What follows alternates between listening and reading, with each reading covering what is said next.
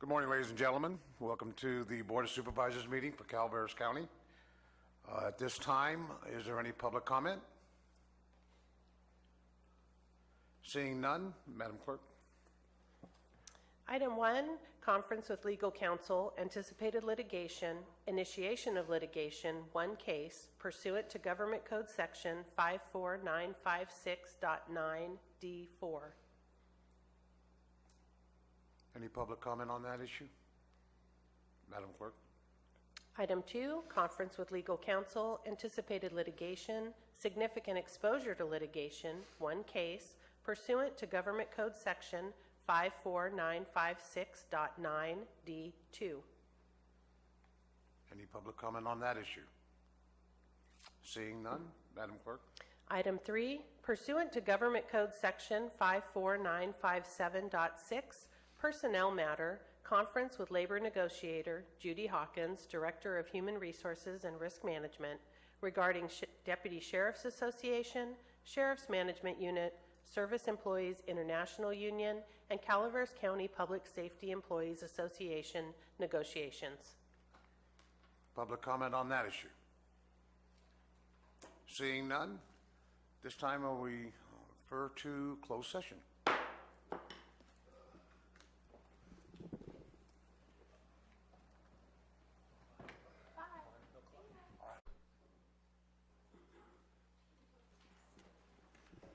Good morning, ladies and gentlemen. Welcome to our Board of Supervisors meeting for Calaveras County for December 5th. At this time, I'm going to ask everybody to stand for the Pledge of Allegiance. Supervisor Mills, would you direct us, please? Let us begin. Pledge allegiance To the flag of the United States of America and to the republic for which it stands, one nation, under God, indivisible, with liberty and justice for all.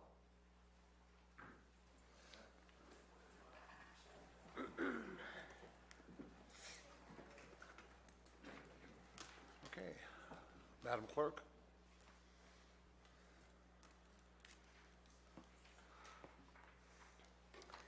Report of closed session.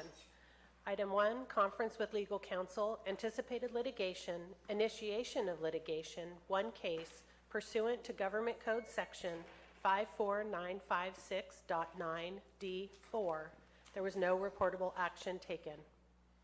Item 2, conference with legal counsel, anticipated litigation, significant exposure to litigation, one case, pursuant to Government Code Section 54956.9D2. Approve final settlement agreement, waiver, and mutual release of all claims between the county and Richard T. Stevens and Donna S. Stevens, acting as trustees of the Richard and Donna Stevens Family Trust, and Lawrence Mushasha and Christine Mushasha, and directed staff to bring the necessary grazing lease and public benefit finding resolution forward at the next Board of Supervisors meeting. The board will continue closed session on item number 3 during the lunch break. Thank you. At this time, is there any announcements by the Board of Supervisors or staff? Good morning, Ms. Sullivan. How are you? Good morning. Barbara Sullivan, County Treasurer, Tax Collector.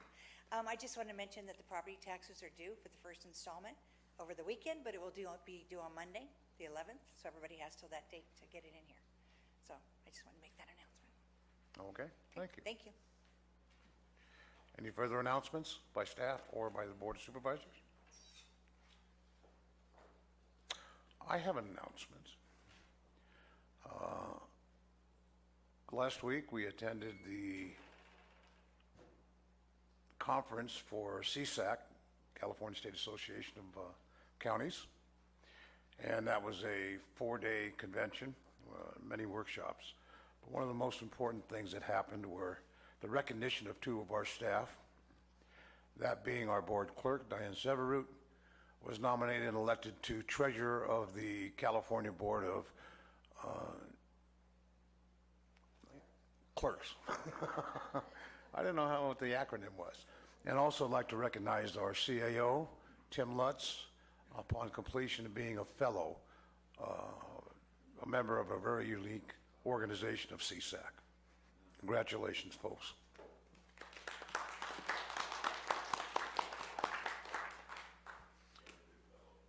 You're a good fellow, yes. With that, I believe Supervisor Mills, we have a recognition and acknowledgement. Oh, I'm sorry, Board Clerk. Item 4 is from the Health and Human Services Agency to adopt a proclamation honoring Sydney Press for over 35 years of service to the residents of Calaveras County in the Health and Human Services Agency and congratulating her on her retirement. Allow me to read the proclamation. It says, "This is a proclamation recognizing Sydney Press' 35 years of service as part of the Health and Human Services Agency and congratulating her on her retirement. Whereas Ms. Press began her career at the Health and Human Services Agency on September 7th, 1982. I was 12. Okay. And whereas Ms. Press served as an Eligibility Worker 1, Eligibility Worker 2, Eligibility Worker 3, Staff Services Analyst, and Eligibility Supervisor at the Health and Human Services Agency, and whereas Ms. Press has selflessly dedicated her career in service to the residents of Calaveras County, and whereas Ms. Press has served as a mentor and a leader in the Health and Human Services Agency, providing guidance and expertise through the years with a kind smile and a friendly attitude. You still have it, right? And whereas, when not at work, Ms. Press enjoys being outdoors, competitive bicycling, and hiking. And now, I would like to ask for a motion. So moved. Second. Any public comment? Hi. Hello. I'm Robin Carter. I'm the program manager of eligibility at Calaveras Health and Human Services. I've had the honor to work with Sydney for 26 years. I was 11 when I started.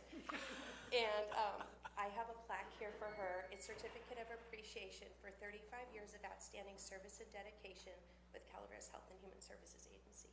Congratulations, Sydney. You're welcome. Excellent. Would briefly just like to say it has been an absolute honor to Ma'am, serve the can I county. have you talk to the microphone Okay. for our folks over in the It has cameras? been an honor to work for the county. It has been an honor to work for the people I have worked for. There have never been more dedicated individuals, and it has been an honor to serve the individuals that we have served. It has been a real learning experience that not everybody starts out the same way, and the amount of courage that individuals show is an amazing thing to witness. And as I said, the individuals that work there and the amount of courage that they show, sometimes with overwhelming odds it seems against them, they're an amazing bunch of people, and that's why I've been able to manage here for as many years as I have. So thank you very much. Thank you. Hang on, we're not done. We're not done. We have more for you. Kirsten? Kristen Brinks, Health and Human Services. Sydney is a tremendous example of what a leader is in this agency and in this county. She is so dedicated. She has trained and mentored so many people at Health and Human Services Agency, and she's just such a wonderful light, and we're really going to miss her, but we're still going to get to see her for lunches and things like that. She just doesn't have to get up every day. But Sydney, it's been such a pleasure getting to know you. I adore you, so thanks. Thank you. We have a motion on the floor and second. Public comment? Further public comment? You're not getting away yet. We'll call for the vote. All in favor indicate by saying aye. Aye. Opposed indicate by saying no. Hearing none, motion carries 5-0 unanimous. It says, now therefore be it proclaimed that the Board of Supervisors, County of Calaveras, this 5th day of December, 2017, do hereby honor and recognize Sydney Prest for her years of service and express their appreciation to Ms. Prest for her loyalty and leadership to the County of Calaveras, and wish her much happiness as she begins her new chapter in her life, passed and adopted by this Board of Supervisors, the County of Calaveras, State of California, this 5th day of December, 2017. Thank you. Pardon? Photo op.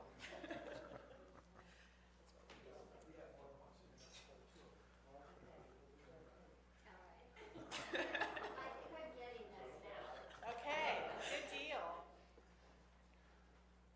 Thank you. Okay, one more. Excellent.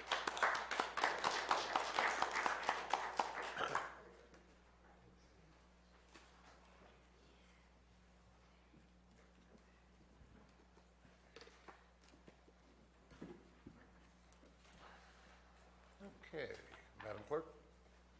Public comment. Any item of interest to the public that is within the subject matter jurisdiction of the board and is not posted on the consent or regular agendas may be addressed during the public comment period. California law prohibits the board from taking action on any matter which is not posted on the agenda unless it is determined to be an emergency by the Board of Supervisors. If public comment is completed before the 30-minute allotted time period, the board may immediately move to the next order of business. If public comment is not completed during the allotted time period, it will be continued as the last item of business in order to provide an opportunity for the remainder of comments to be heard. Okay.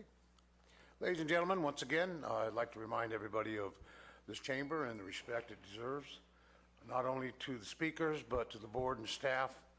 And I want to congratulate the folks for performing well during our last few meetings, and I hope that'll continue. Good morning. Mr. Stroughton, how are you? I am doing fantastic this morning. Here, the first of two meetings I have today. I have the Oakland City Council at 1 p.m. They're hearing a tenant displacement ordinance, and even though that would seem to be counterintuitive to what I do, rising tide floats all boats, and I just have to make sure everybody's vessel is seaworthy. Good morning. Good morning, Gary Tofinelli. Gary, I've known you a long time, and I appreciate you and what you do. You do a fantastic job. I have no qualms with what you do, and if I do, I'll handle them personally with you. Whenever anybody attacks a board member, whether it's Mike, Jack, Dennis, Clyde, I'm personally offended at times because the people of Calaveras County elected you to represent them. And when they attack you, they're attacking themselves and their neighbors. And I just want to tell you that this is a time of mandatory kindness. So I'm here to say thank you. And I brought some little gifts to get you through the meeting today.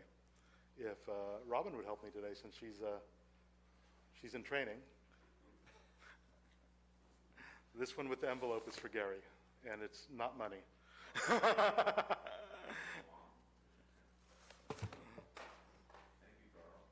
I should say that Mike Oliveira has been doing a fantastic job. People give him a little bit of trouble because of the bridge up there, but on a non-collector, on a non-major thoroughfare, that is record time for getting a bridge in. So you did a good job in pushing that forward. Thank you. Only the board members. Sure. Oh, we're going to have one extra?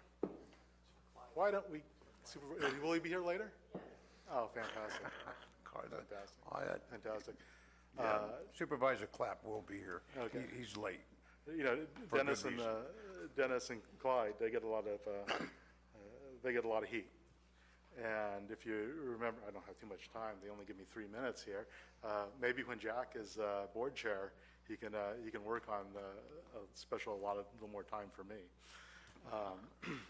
since I'm in his district, right? Yeah. You know, these two take a lot of heat, and they really don't deserve it. I'm reminded of St. Dennis, who when doing his preaching, the crowd got up and cut off his head, so he picked up his own head and continued preaching. Thank you, Carl. Thank There you. we go.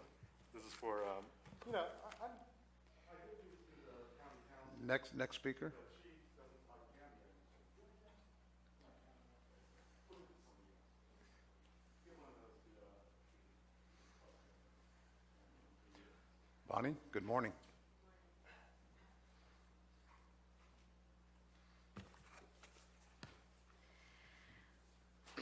Good morning, Board. Today I'm going to speak on the topic of sexual misconduct.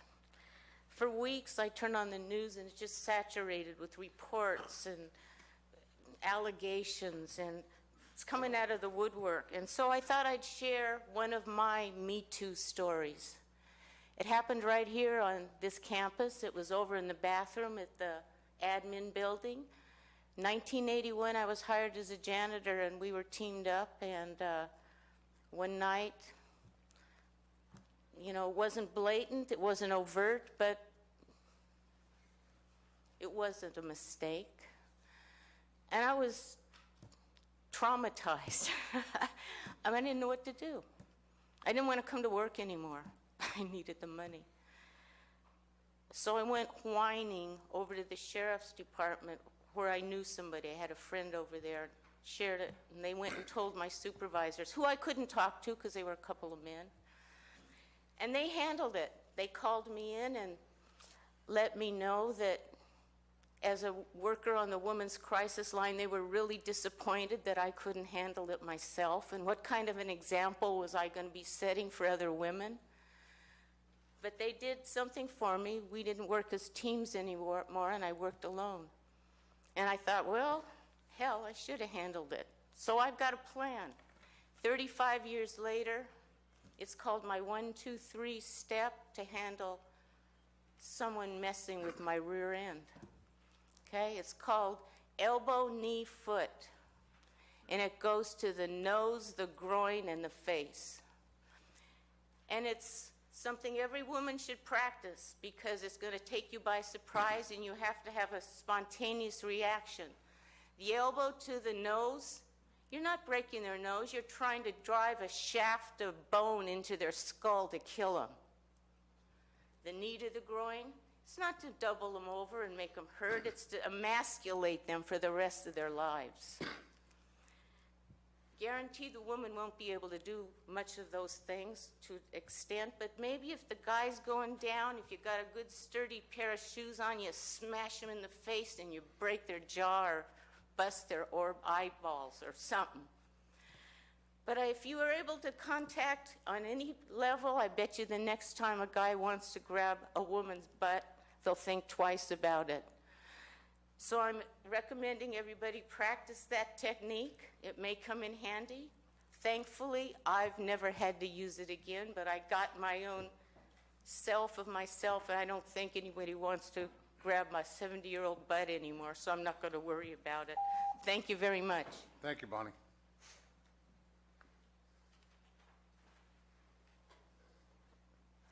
Any other speakers? Public comment? Good morning, Chair and board members. George Fry.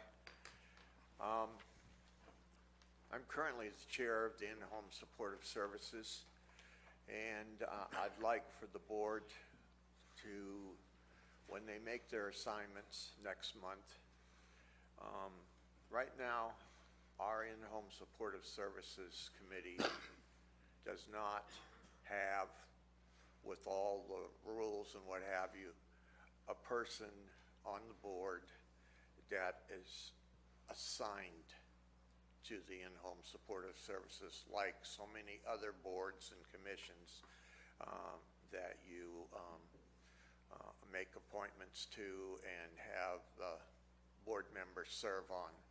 So I would like you to consider that when you meet next month to make assignments, board assignments for the In-Home Supportive Services. So that's all I have to say about that. Thank you. Okay. Thank you, Mr. Fry. Any further speakers for public comment?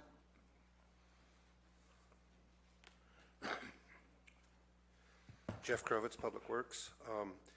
Yesterday afternoon, starting around 2:30 p.m., the wind went up county-wide and started blowing down trees, so I wanted to give board a quick report. In the Arnold District, 7 trees, they were tree mortality trees, went down. 4 of them hit power lines. The Glencoe district, 17 trees went down, also tree mortality trees with 2 into the power lines. One started a small fire, which was immediately put out. And then in the San Andreas district, 3 trees went down. 2 of them were tops being blown out of burned trees on private property that were not part of the tree removal program. And 1 was a tree that blew over that was a normal kill tree. So total of 27 trees went down. 1 was a normal death, 2 were burned tops, and 24 were tree mortality trees. Any questions? Thank you. Mr. Krovitz? I'm going to go out of procedure here, and I want to personally recognize the road department for getting the Arnold trees at least passable to traffic and maintaining safety. They did a great job. 1 tree came down, took out the power lines on Blagan Road, and actually contacted the fire department's house. But you guys did a great job. Thank you very much. I'll Thank pass you. that along. I appreciate it. Any other comments? Thank you. Any further comments for public comment? Morning. Hi. I went to the Planning Commission meeting, and they had the pages numbered, but they skipped over sections, and then they went back to sections. It was very difficult to follow, and maybe not for some people, but for me. And so I wanted to say that, and I still feel that we should kick marijuana out of Calaveras County completely. Thank you. Thank you. Further public comment?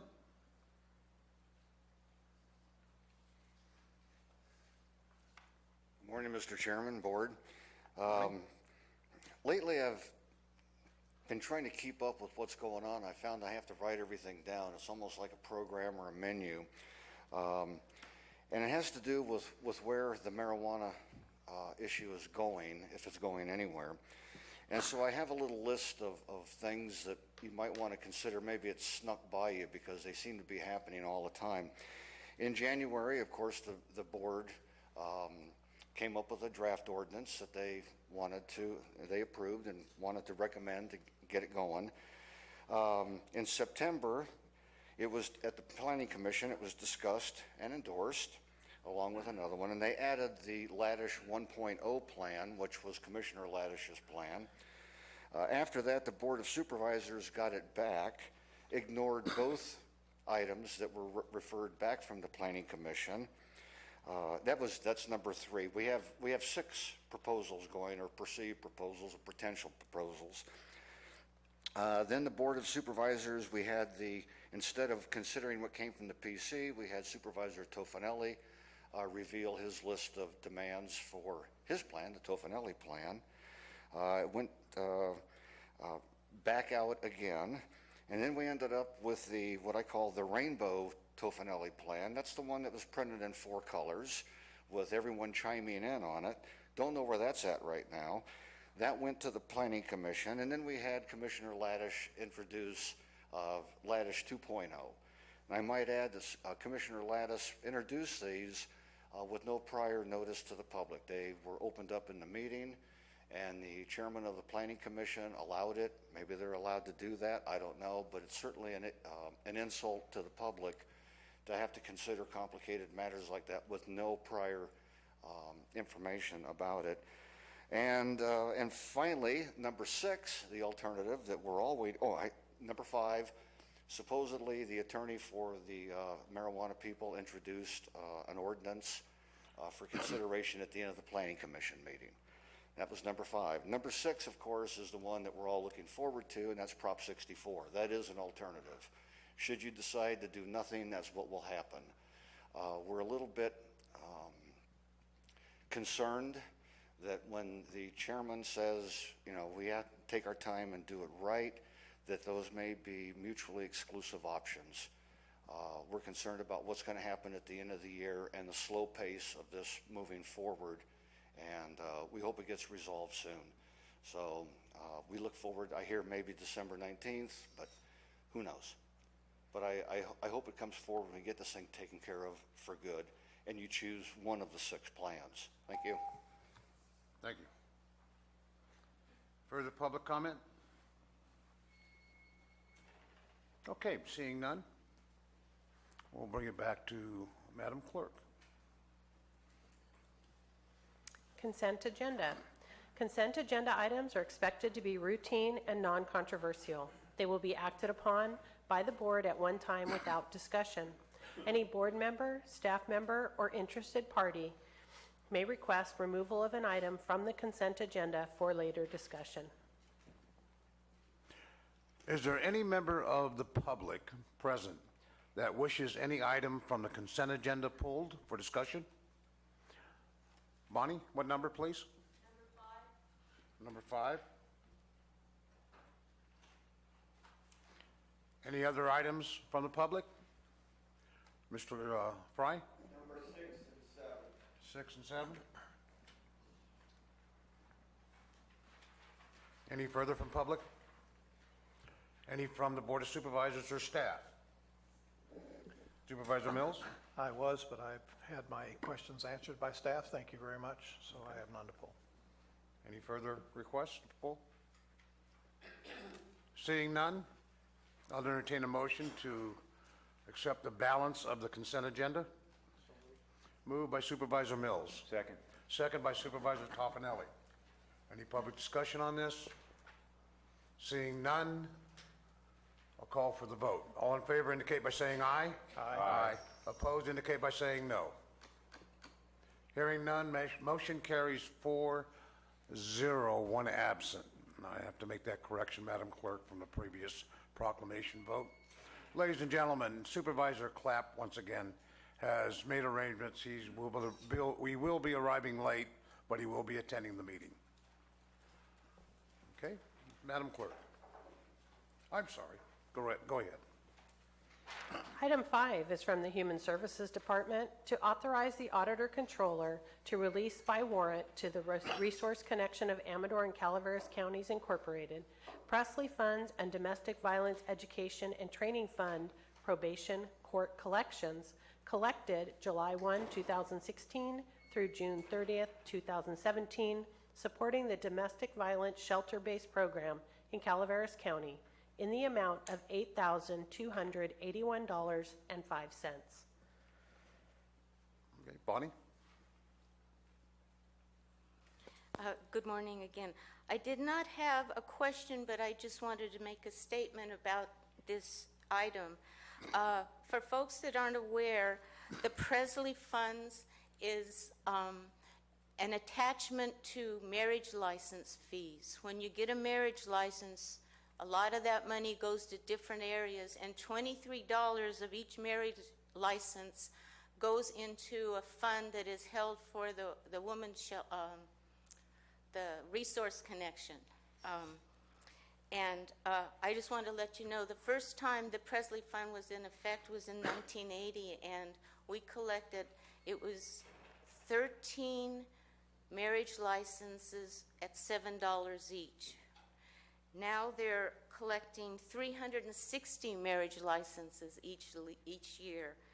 And my thought is, and has always been, besides attaching a fee for domestic violence to marriage licenses, how many divorces are filed each year in Calaveras County? And that may perhaps be a bigger revenue for the program that provides assistance for domestic violence victims.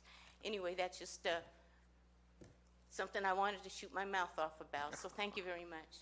Thank you, Bonnie. Any comments by the board or staff? Any public comment? Seeing none, I'll entertain a motion. So moved. Moved by Supervisor Mills. Second. Second by Supervisor Toffenelli. No public discussion? I'll call for the vote. All in favor indicate by saying aye. Aye. Opposed indicate by saying no. Hearing none, motion passes 4-0, one absent. Madam Clerk. Item 6 is from Health and Human Services Agency. Authorize the board chair to sign a certificate of compliance for the subvention program with the California Department of Veterans Affairs for fiscal year 2017 and 18. Mr. Fry. Good morning again, Morning, Mr. George. Chairman and board members. I'm more interested, you know, I'm always interested in Veterans Affairs things. I have been for, I don't know, over 20 years, having been a veteran, still a veteran. And I would just like for some clarification on both items 6 and 7. Thank you.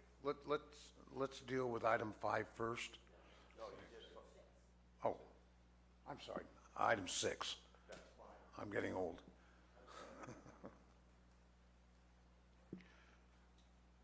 Kirsten, you can address this. Yes.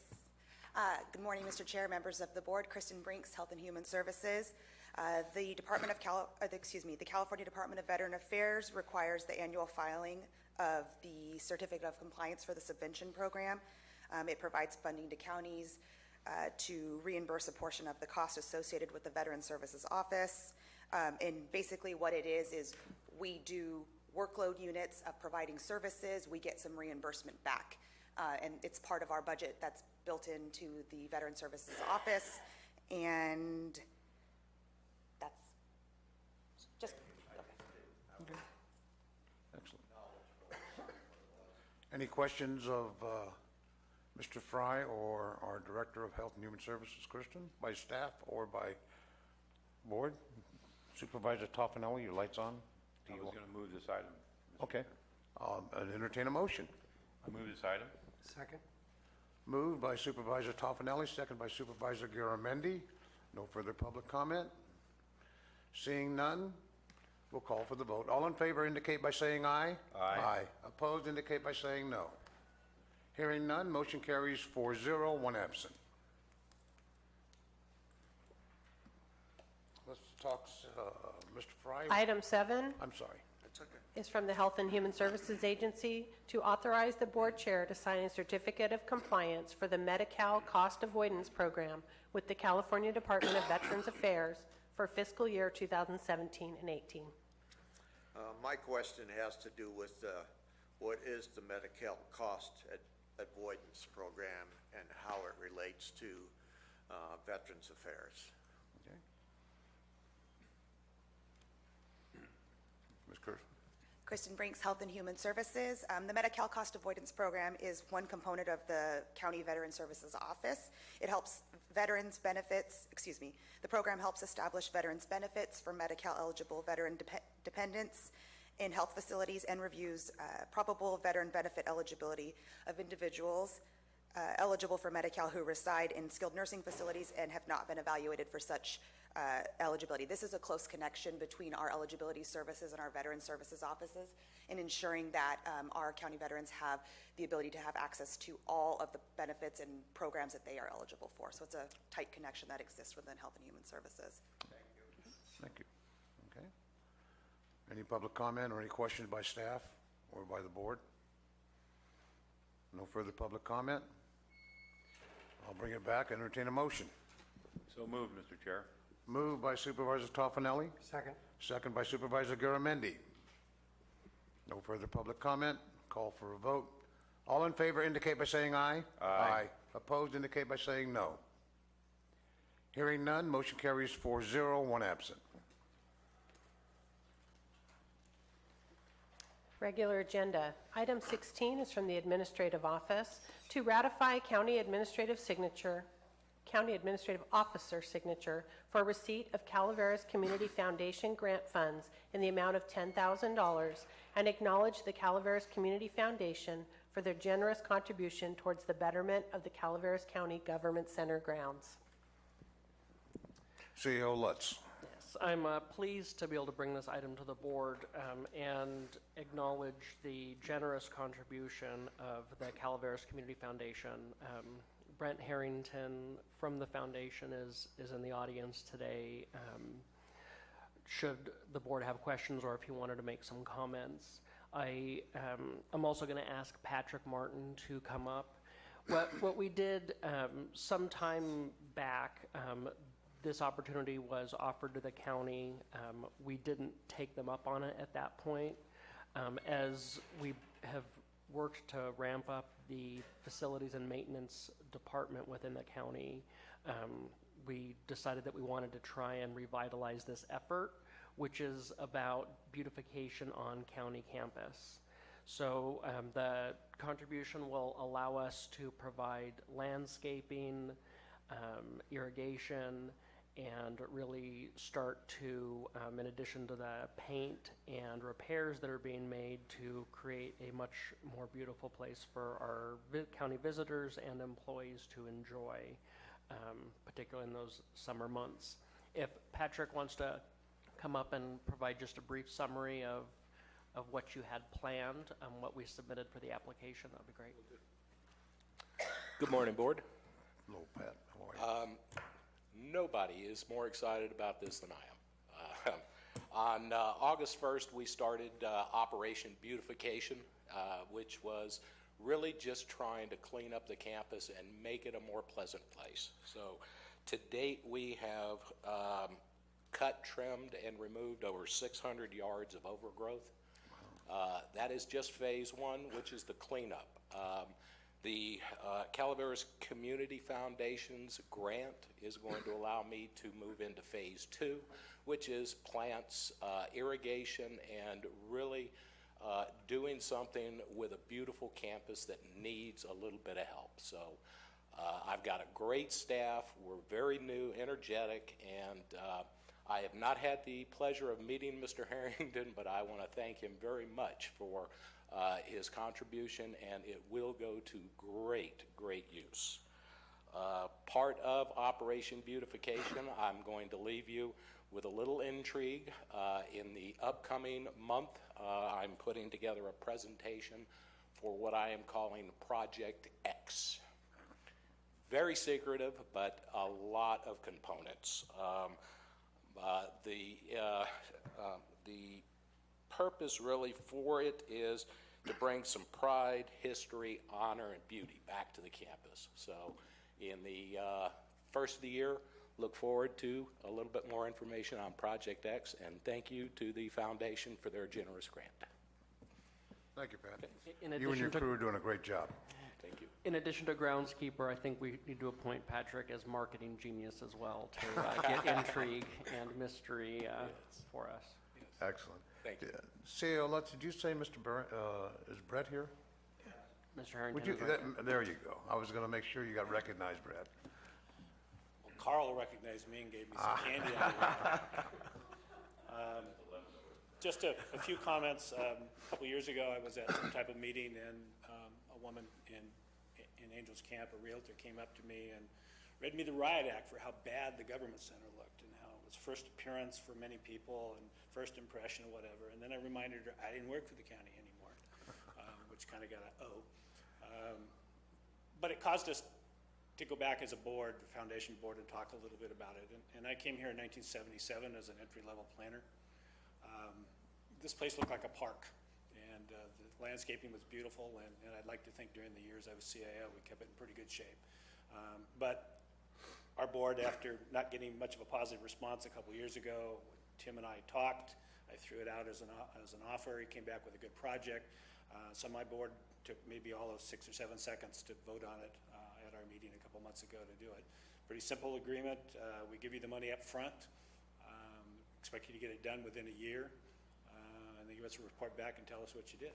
So we think it's a good project, and it's kind of a symbolic of we're getting a little more into initiating projects rather than responding to projects as a foundation. I would like to divert just for a second, like while I'm up here. I want to let you know about our involvement with the follow-up to the Butte fire. Immediately after the fire started, we created a disaster relief fund. Got somewhere close to $600,000 out of it. Literally this last week, I deposited a couple more checks. The money still comes in randomly and occasionally. And we've now given away just past $500,000 in the form of 20 grants to maybe 15 different groups provided direct service. The last one, which I think is in some ways the most interesting, is we're giving just short of $50,000 to the Central Calaveras Fire and Rescue District. They've come up with a project to basically pick up those trees that have been downed and stored on people's property, take them to 2 locations that they've secured, and they will be cut up and given away as firewood. We're not sure how well that's going to work. We had some questions. We're not giving them as much as they originally asked, but the understanding is if they are successful with it, we'll come back and maybe do a little bit more. So hope you like the grant, and I don't miss working here. Thank you. Mr. Harrington, I think the board shares with me that your organization is far and above recovery efforts for the Butte Fire. I was one of the people that went through that situation as a supervisor, and the Calaveras Foundation has done outstanding projects to make this thing better for our people that suffered the loss. So I think the board shares with me in thanking you and your foundation. Thank you.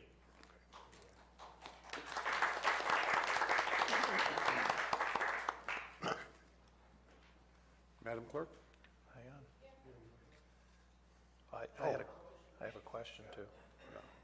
I'm sorry. Supervisor Mills has a question. I have a question on financing. You state here that funds requires a budget transfer as attached. Yes, and did the budget transfer not get attached? Didn't get attached, sir. I don't think any of us caught it. If you could simply give me the account number and the budget, that would be helpful. What I do is I take the approved budget for the year, and as you're making these changes, in my book, I'm making the changes in the book. So I'm kind of keeping track of what you're doing. So if there's account numbers that are missing, of course, I don't know what account to put it into. Yes. Right. I will make sure that gets processed. Yeah, just throw me an email on it, if nothing else. Okay. Thank you. That answer your question? Yes, sir. Excellent. Any further public comment? I would entertain a motion. So moved. Moved by Supervisor Mills. Second. Second by Supervisor Toffenelli. Any further public comment? Seeing none, I'll call for a vote. All in favor indicate by saying aye. Aye. Opposed indicate by saying no. Hearing none, motion carries 4-0, 1 absent. Thank you. Madam Clerk. Item 17 is from the Administrative Office to receive an update on asbestos and lead abatement of Old Jail and Sheriff's Office. Is there... Yes, you guys are City going to get tired Olets, of all hearing your from floor. me today.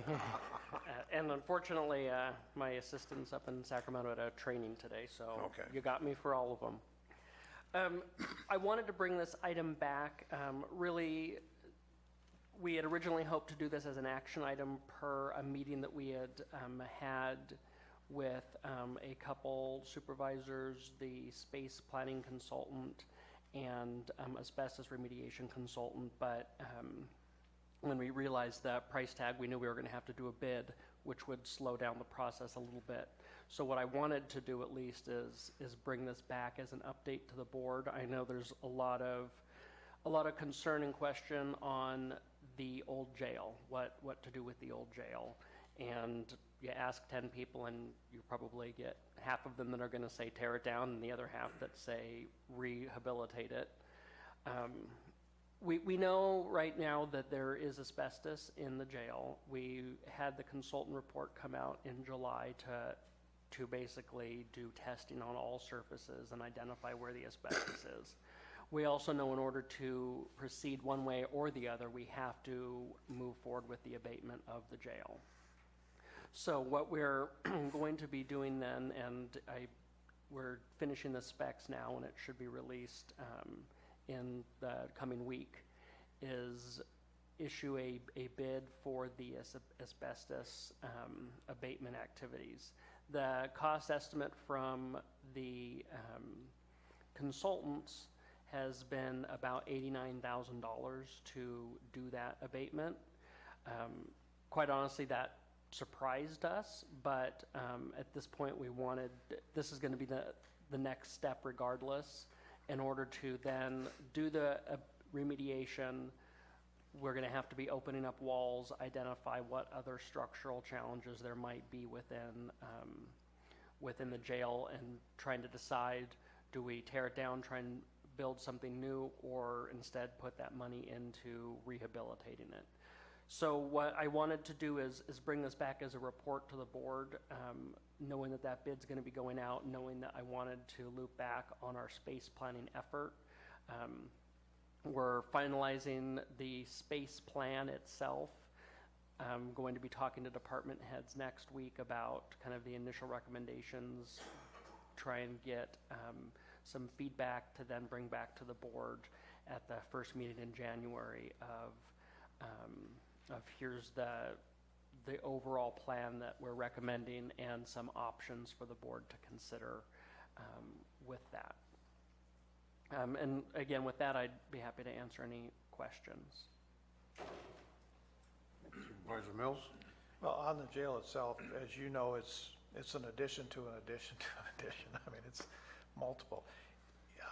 Has there been any discussion, and I know you and I and Supervisor Tofinelli have been in some discussion on this, is there any discussion about maybe a core component to that building being salvageable and just demoing out all of the additional pieces to give it one complete conceptual look, and then have an architectural firm come in and look and try to make it structurally look the same as our existing buildings on campus? Absolutely. I think when you look at over the years, I think there were 2 expansion efforts, maybe 3. Certainly the second story area, we added some rec yards, and some of those, when the original jail was built, it was built to the 60s civil service standards. I mean, the thing will probably take a nuclear blast. But the peripheral areas do present some challenges, and part of what we want to look at then is when we know, okay, this might be actually worth rehabbing, let's spend some money to have a structural engineer come out and actually do much more in-depth plans for us. Before we sink any more money into it, I think the important thing is to know what are our plans. If it's just to demolish it and get the salvage out of it, because there is a lot of salvage. When you look at the cell doors themselves, still in good condition and still fetch a pretty high price tag. There's a lot of copper throughout there, a lot of finishes, furnishings that were in there that are embedded, like in the kitchen area and the laundry facilities. Some of it, if we can rehab for our existing departments, that would be our first preference, obviously, because then we don't have to buy. But a lot will depend on the condition, and we'll have to do additional testing on some of those to make sure there's no asbestos within the laundry, the washing machine and dryer. But yes, we have been looking at that. There's definitely a good core to that building that's very, very sturdy, that if the cost is reasonable to rehabilitate it, there's a lot of advantage to doing that. The other piece too is that roof is of no value at all. Yeah. We're going to have to cross that off. The other part is the mechanical. It goes back into the 60s as well. So we would, not just about the structure, but all of the other components that would have to go if we decide to keep that building, that we'd have to revamp as well. Most definitely. I mean, unfortunately, the campus overall, we have a similar issue on the roof. We're getting ready to do a bid project we got the archives roof moving and being taken care of because of the major problems there. But the rest of this campus is going to need to be re-roofed. And if we were to be keeping the jail, we would include that within that overall bid to get the economies of scale of doing all of the projects together. And electrical's the other problem. I mean, we have electrical issues in a number of spots that we're slowly trying to address. The key is getting that concerted effort to address it properly rather than just run cable overhead, run it, through the T-bar in the ceiling, run it appropriately when it's getting out of the building. If you look on parts of our buildings, you have wires hanging out there that over the years have been done quickly, but not necessarily correctly. And I was quite surprised that this entire facility is a single-phase facility, not three-phase, which we may want to consider that as part of this. If PG&E is willing to do some rehabbing, that they would look to a three-phase system, and all we'd end up with is just a meter, a demand meter load center, a concept which would save us immediately if we could get into a three-phase system. So I hope that it will continue to be part of the discussion. Definitely. Okay. Thank you. Supervisor Garamendi. Thank you. You know, as you know, the supervisors have been looking for office space, so which cell block are you going to put us in? I'm sure that probably makes some people very happy. Who wants They keep the bars on the doors. But what is it, the solitary confinement, you know?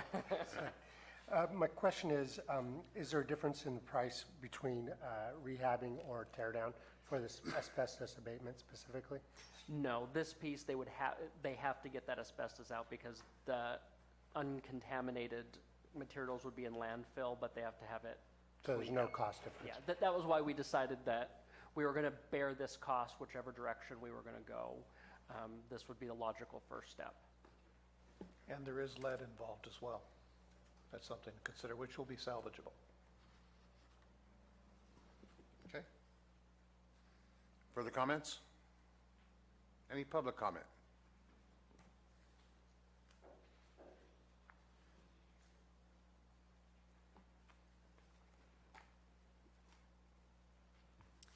Hello, Bonnie Newman. Has any discussion or thought or consideration been made for some kind of sheltering facility, a shelter of some sort, whether it be a homeless shelter, an extension for displaced families? I'm just wondering if that is even a part of the composition of this consideration. Or anybody said, hey, maybe we could put a shelter and deal with the homeless problem? Because my thought is also in deciding that might be something that was doable. There must be many, many kinds of grants and allocations for shelters available because it's such a national problem. But that may be a way to, finalize what the building could or would be by tapping into those kinds of funds also. But that's just a thought that I've had for years about the jail. Thank you. I'd like to piggyback on that. In the last couple of weeks here in San Andreas, there's a gentleman who is now homeless. He's probably in his late 60s, early 70s. He has a cart that he wheels around. I really don't know where he lives as a homeless person. And I just think we're seeing more and more of that. And I really agree with Bonnie that maybe that could be a consideration. I don't know how complicated it would be or legalities or what have you, but I think it's something worth looking at. When I see this gentleman in town and he's lost his home and he's in his late 60s, early 70s, that really concerns me. You know, a lot of us are only a paycheck away from that kind of thing. So I just wanted to share my feelings about it. Okay, thank you, Mr. Fry. Any further public comment? I'll bring it back to the board. Ladies and gentlemen, this is not a problem geographically tied to just Calaveras County. This is a major, major topic of discussion at CSAC in all 58 counties in California. There is legislation being addressed right now to provide programs such as this. And I think there was discussion on a prior board of homeless resources utilizing the old jail at one time, but then again, it has to be rendered for occupancy, and that's number one on the list. And I think CIO Lutz and my fellow supervisors on that committee are doing what they possibly can, along with our facilities manager, to make this happen as fast as we can. but making sure we're able to afford it and get it completed. So I commend supervisors serving on that board, CEO Lutz and staff, putting this thing forward and keeping the ball rolling. With that, Supervisor Mills? Additional point is, I think what the board's eventually going to have to come to a decision about is whether we tear it down, and it isn't just the demolition cost, what's it going to cost per foot to put something back? Versus if we maintain or keep part of the structure in place, but then there's going to be those ancillary costs to keep it functional as well. So those are the hard questions that are going to have to come before the board at some time here in the near future. But this lead and asbestos abatement is going to have to be done no matter what. I spoke recently within the last few days to a Tuolumne supervisor. They are sitting on their last survey over 1,000 homeless. And the average age of their homeless population in Tuolumne County is what? You ready? 9. That means that they have couch kids. That's what it means. So the majority of your people that are homeless, you don't even realize them because they are embedded within other families and other pieces of the community. So just kind of keep that in mind as you discuss the homeless issue. Okay, thank you. Thank you, Mr. Mills. Further comments by the board?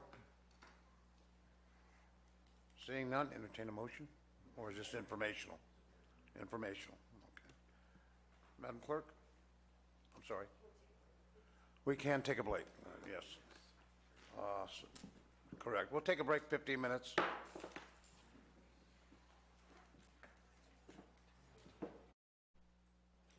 Oh, there we go. Okay, ladies and gentlemen, thank you very much for returning.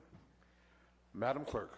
So I just wanted to let everyone know that we are experiencing difficulty with our live streaming. So I don't know if anybody in TV land is hearing this or not, but we are unsure if we do or do not have video happening. So there will be a video later if it's not happening now. Madam Clerk, I know we're on item number 18, is that correct? Item number 19, we will be reserving that presentation pending the arrival of a representative from the contracting company as scheduled for 11 o'clock. Just to give you a little advance warning.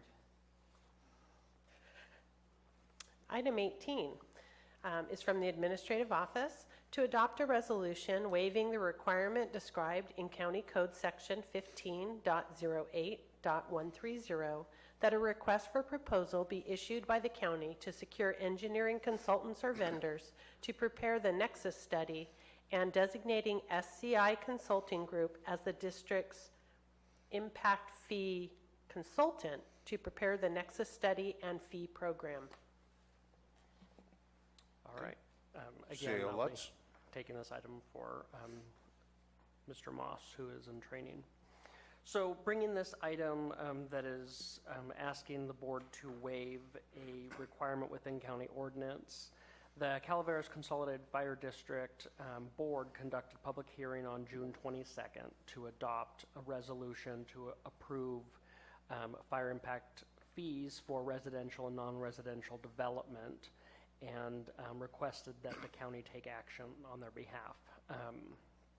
In order for the fire district to assess an impact mitigation fee, the county had to first adopt an ordinance, which the county did. Ordinance number 2016-0308-03068 added Chapter 15.08 to Title 15 of the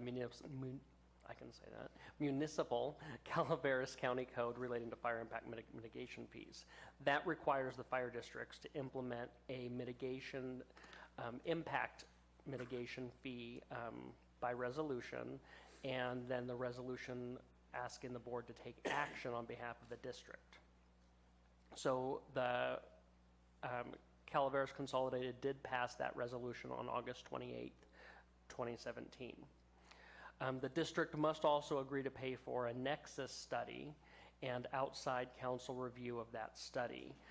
The cost of the Nexus study and outside counsel review would be borne entirely by the fire district and not passed on to the developer through the impact fees.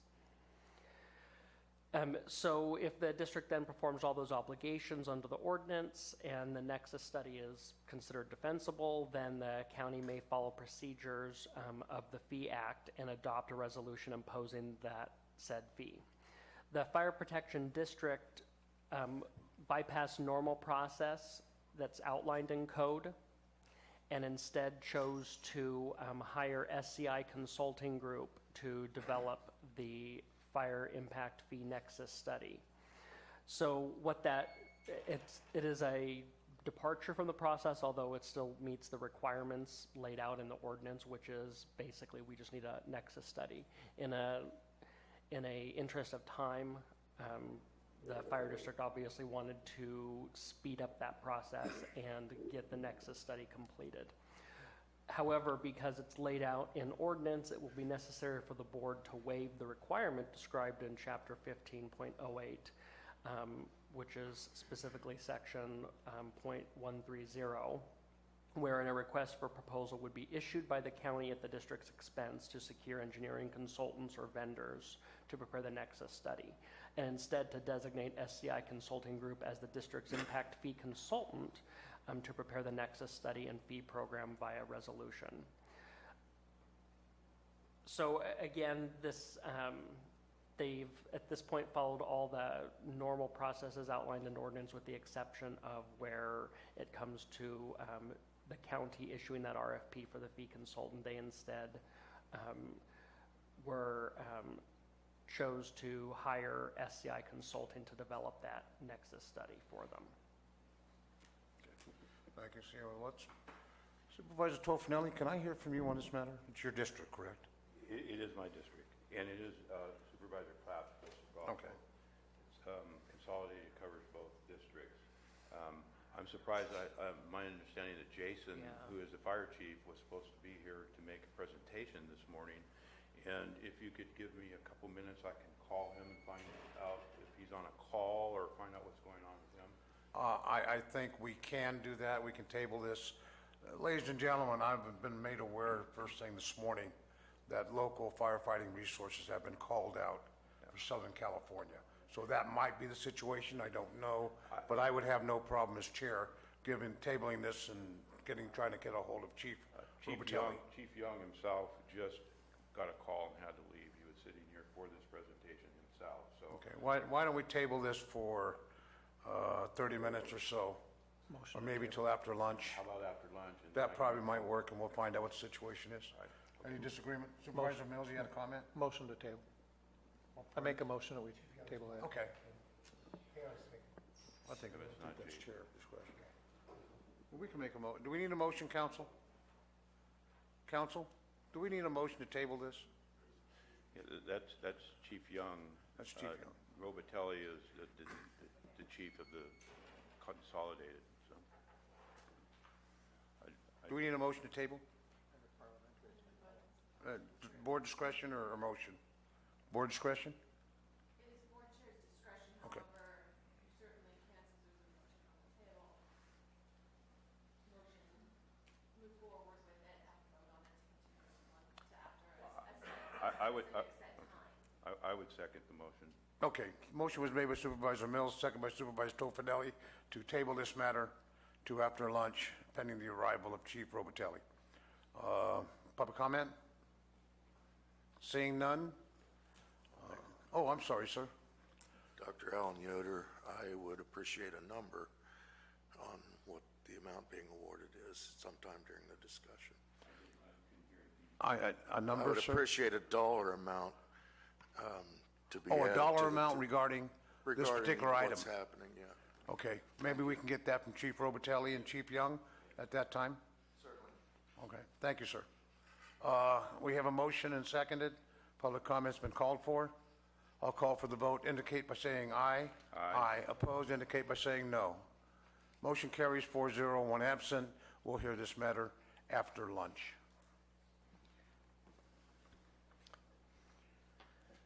Item 19, CIO Lutz has that gentleman arrived or person arrived yet? We're going to pass item 19. Let's go to item 20. Okay, item 20 is from Public Works. To authorize the board chair to execute Amendment 5 to the professional services agreement between Calaveras County and Mark Thomas and Company Incorporated for additional engineering services on the Stagecoach Road Bridge project with Diamond 20 subdivision in Copperopolis and increasing compensation by $19,083 for a total not to exceed amount of $342,733.44 and extending the term of the agreement to December 31st, 2018. Mr. Chair, I think I'm going to have to apologize.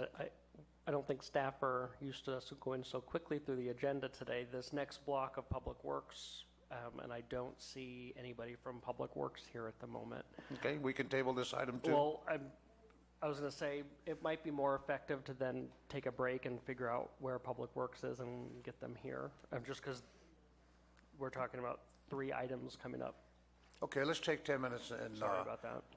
try to determine where Public Works is. In the meantime, ladies and gentlemen, as you see, we're going through this agenda item pretty quickly. And I know some folks are sitting here for those items that are down the list. We're going to try to get to you as soon as possible.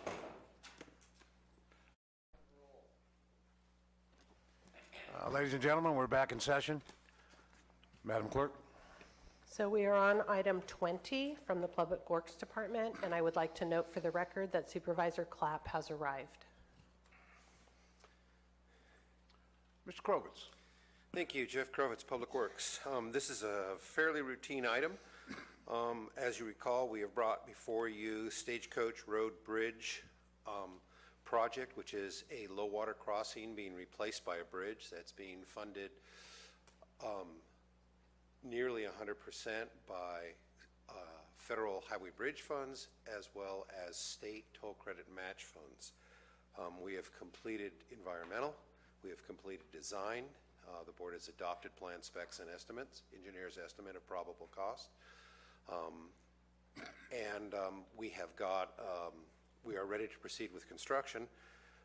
This item in front of you today is a contract extension to allow our design consultant to perform design services during construction. So that would be the equivalent of an office engineer. They would review submittals for foundations, they would review concrete mix design for all the structures, those types of services. They have performed admirably on the project, and we see no reason not to extend their contract until we go into construction. This will be the next bridge going into construction next year, so we anticipate having 2 bridges in construction, railroad flat to finish, and then this one starting next year. Questions? Thank you. Question to Mr. Krovitz. Supervisor Mills. Good morning. You used the word optional as a quote-unquote optional task on the stormwater. Is this something new that's come up since the bridge project started, or we no. just chose to do this? There's 2 schools of thought. Back in 1989, when the state of California passed laws and rulemaking for surface water protection as a result of Clean Water Act back in 1992, construction projects that disturb material, especially where you have surface water flows, be it perennial or seasonal, the projects are required to prepare a stormwater pollution prevention plan. And the 2 schools of thought are that is a responsibility of the contractor, or that's a responsibility of the design engineer. And so we put it in there as an option, and we will make a determination before we bid the contract whether it will be included in the contractor scope of services or in the scope of services of the design consultant. Stormwater pollution prevention plan also will require a qualified stormwater practitioner on site to inspect and make sure that we don't have violations of the plan or violations of our state and federal codes. Thank you for the explanation. Okay. Further questions of Mr. Krovitz? None from the board? Any public comment? Seeing none, we'll bring it back to the board. Entertain a motion. So moved. Moved by Supervisor Mills. Second. Second by Supervisor Clapp. We've already had public comment. Call for the vote. All in favor indicate by saying aye. Aye. Opposed indicate by saying no. Hearing none, motion carries 5-0, unanimous. Madam Clerk. Item 21 is from the Public Works Department to adopt a resolution to accept the plans and specifications for construction of the Stagecoach Road Low Water Crossing Replacement Project, BRLO-5930-039. Mr. Krovitz. Jeff Krovitz, Public Works. I misspoke a moment ago saying that you had already approved the plan specs and engineer's estimate of probable cost for this project. This is what this item is. We are required by code to have the board accept the contract documents so that we can proceed with advertising a request for bids for construction. Thank you, sir.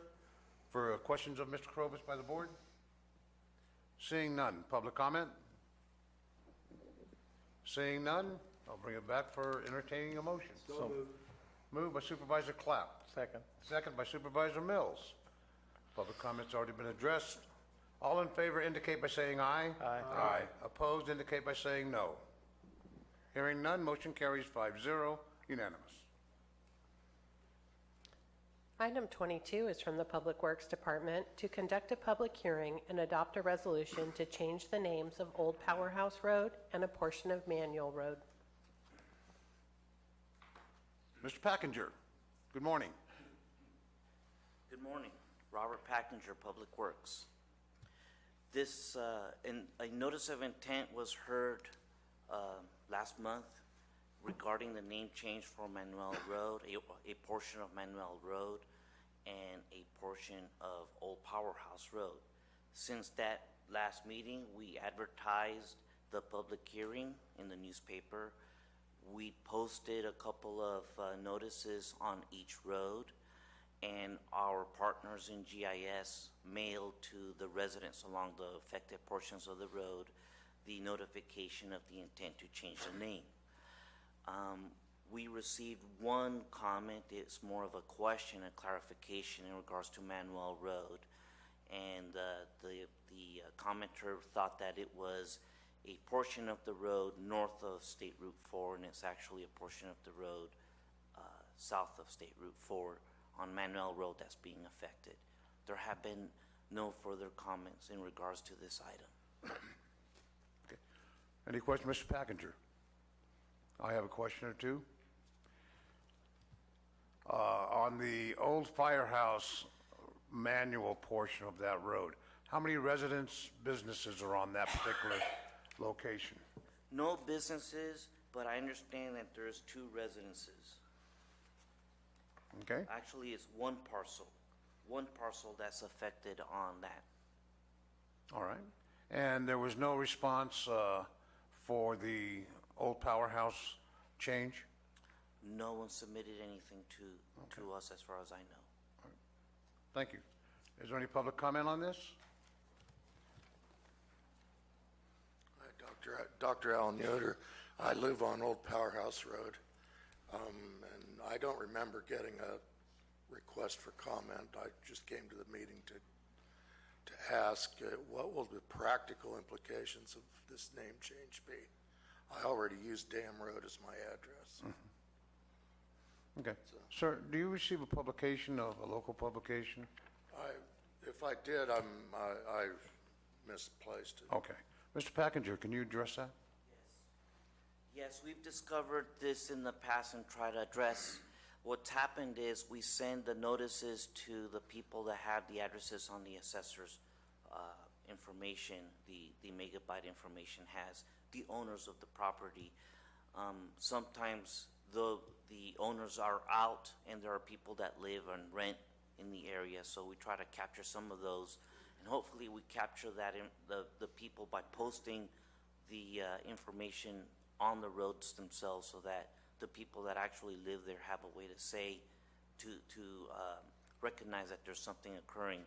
So we try to get the word out as much as we can. I think that was it.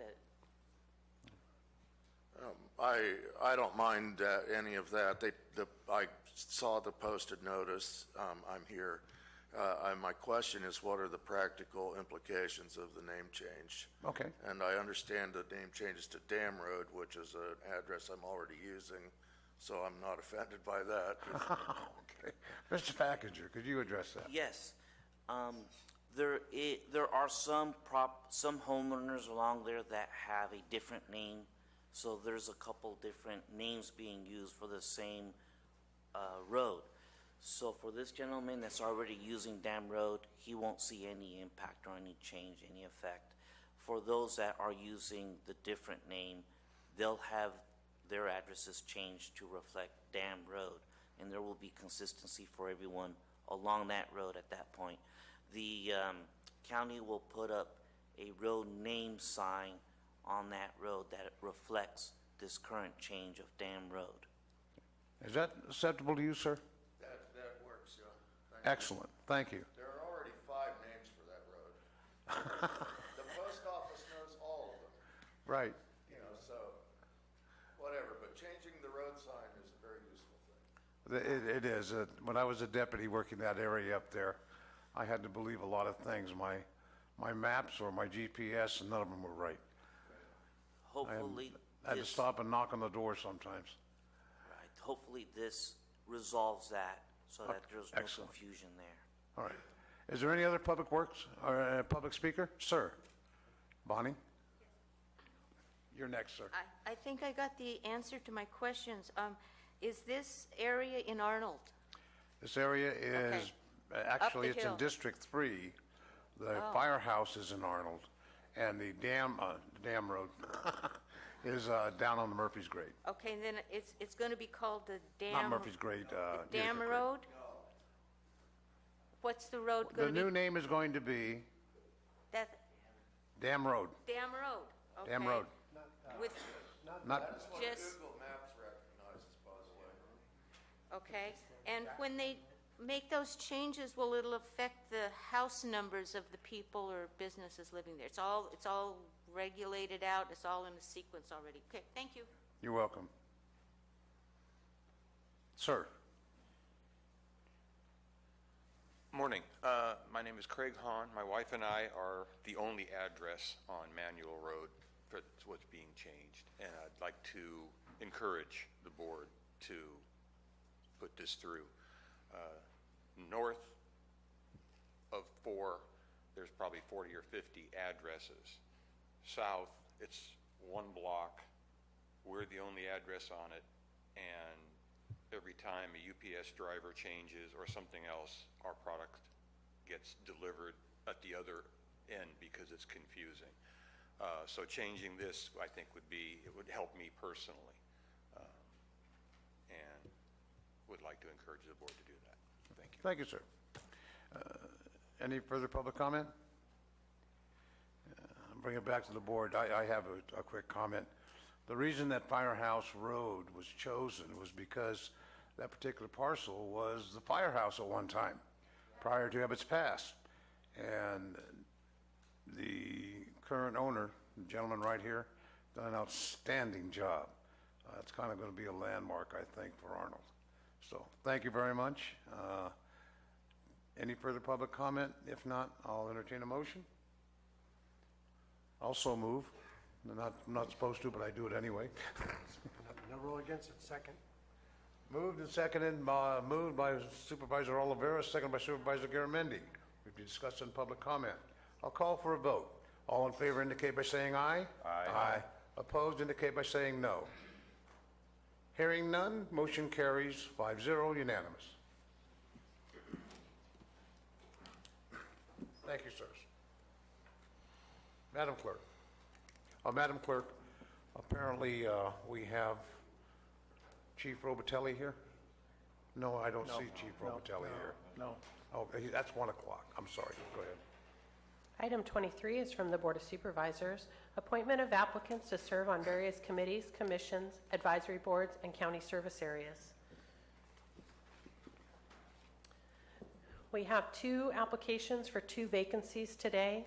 The first is for County Service Area, or CSA 12, Golden Hills. The vacancy is for a term expiring December 31st, 2018, and the application received is from Mark Godbout. The second is in a vacancy on the Mental Health Board for a general public member, and it's for a vacancy for a term expiring December 31st, 2019, and an application has been received from Nancy Heitschuh.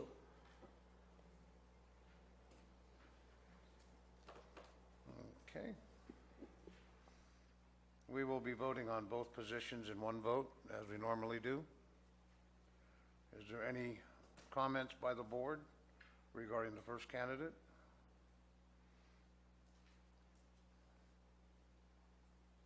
Golden Hills.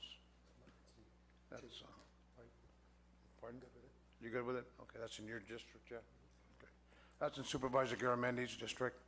He indicates that he's good with this selection. Any further comment? Any public comment? Okay. How about the second candidate for the second position? Whose district is that? Mine. Supervisor Tofinelli, any comments? Okay. Any public comment? Seeing none, we'll bring it back for a motion on both candidates. Moved by Supervisor Clapp. Second. Second by Supervisor Tofinelli. Public comments already been addressed. All in favor indicate by saying aye.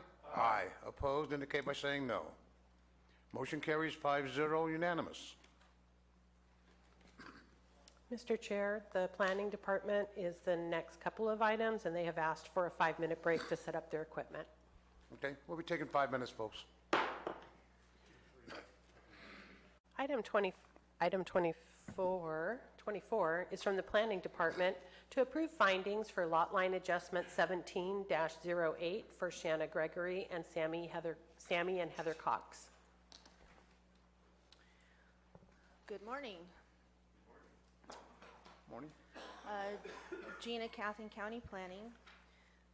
Actually, the next three items, 24, 25, and 26, are all very directly related, so we're going to have kind of a general conversation on how they relate to each other, and then obviously you'll have to take separate action. So the beginning of this whole thing started with a lot line adjustment. County Surveyor's Office received a lot line adjustment from two property owners here in Calaveras County down on the west end earlier this year. The lot line adjustment happened to affect properties, two properties that are currently restricted by a Williamson Act. In order to approve the lot line adjustment, one of the provisions that county planning staff had was that they establish new contracts to reflect the new boundaries of the new parcels. So as a provision of the lot line, subsequent to the approval of that lot line adjustment, we've gotten 3 applications for establishment of 3 new contracts. And we'll go ahead and start off with a better explanation of the lot line adjustment. So the lot line adjustment actually is to adjust approximately 2.59 acres south of the Calaveras River from one parcel to the other. The 2.59 acre parcel, a portion of a larger parcel, is currently owned by Shannon Gregory, which is currently restricted by Williamson Act. They've got walnuts on the parcel, and they've currently got a contract number 48, for which they've been under contract since approximately 1971. The 2.59 acre portion of her parcel is virtually useless to her. It is, like I said, on the south side of the river, and having need and desire for that portion of land, the lot line adjustment will actually merge that portion of land with the adjacent parcel owned by the Coxes, for which they are also under contract number 119. So upon application from the Gregory family and the Cox family to reestablish new contracts depicting the new boundary lines of their parcels, we realized that there was a third parcel that was involved with the current contract 119, and that is a 35-acre parcel that is not contiguous to the Cox parcel, that is actually in a Williamson Act contract for a party for which does not currently own either one of the properties. So got a little convoluted, but we will go ahead and clean all this mess up with the actions that we're presenting today. So the first item is the lot line adjustment. The state government code requires you to make specific findings to approve a lot line adjustment for lands within the Williamson Act. All of those findings have been made in the resolution. If you have any questions about those, we can go through them. Otherwise, I'm just going to assume that you understand them all and possibly agree with them. So the lot line adjustment, if approved, again, will adjust a 2.59 acre portion of land from Shannon Gregory and adjusted over to property owned adjacent to that by the Cox family, and that will increase the Cox's acreage under Williamson Act, and with a slight decrease of land under contract for Shannon Gregory. Now, the land that's currently being proposed to be adjusted is not currently in production for Shannon Gregory, so there is no loss of land out of the ag preserve. If anything, it'll be better utilized once adjusted into the Cox property, because they will now have access to the river for their cattle operation. So again, the land is not planted in walnuts, which is the ag production to the north for Shannon Gregory, but it will be further utilized if adjusted and merged with the Cox property. So the first action is for the lot line adjustment, approving the resolution to allow the lot line. Okay. Questions by board or staff? Supervisor Mills. Yeah, thank you. So this does mean that they will also gain a riparian water right? Yes. Okay. Further questions? Public comment? Seeing none, we'll be voting on each individual item. So the first item is... County Council, would it be best to vote on each individual item after presentation? And all right. I'd entertain a motion for item number... should be 24. 24? So moved. Moved by Supervisor Clapp. Second. Second by Supervisor Tofinelli. Any public comment on the motion? Seeing none, call for a vote. All in favor indicate by saying aye. Aye. Opposed indicate by saying no. Hearing none, motion carries 5-0, unanimous. Item 25 is from the Planning Department to disestablish Agricultural Preserve Number 48 for Emmett A. and Russell E. Gregory, and approve application 2017-136 by establishing Agricultural Preserve Number 359 for Shanna Gregory. Okay, so the second action you must take is to disestablish the existing contract for Shannon Gregory, number 48, which was established back in the 70s. Her current ag production is walnuts, for which, according to the annual reporting that she makes to the Ag Commissioner's office, there's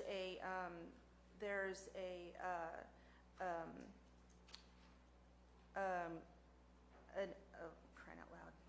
She grosses about $70,000 a year off of the production of her walnuts, which far exceeds the minimum $2,000 requirement we have here in the county for ag production and the Williamson Act.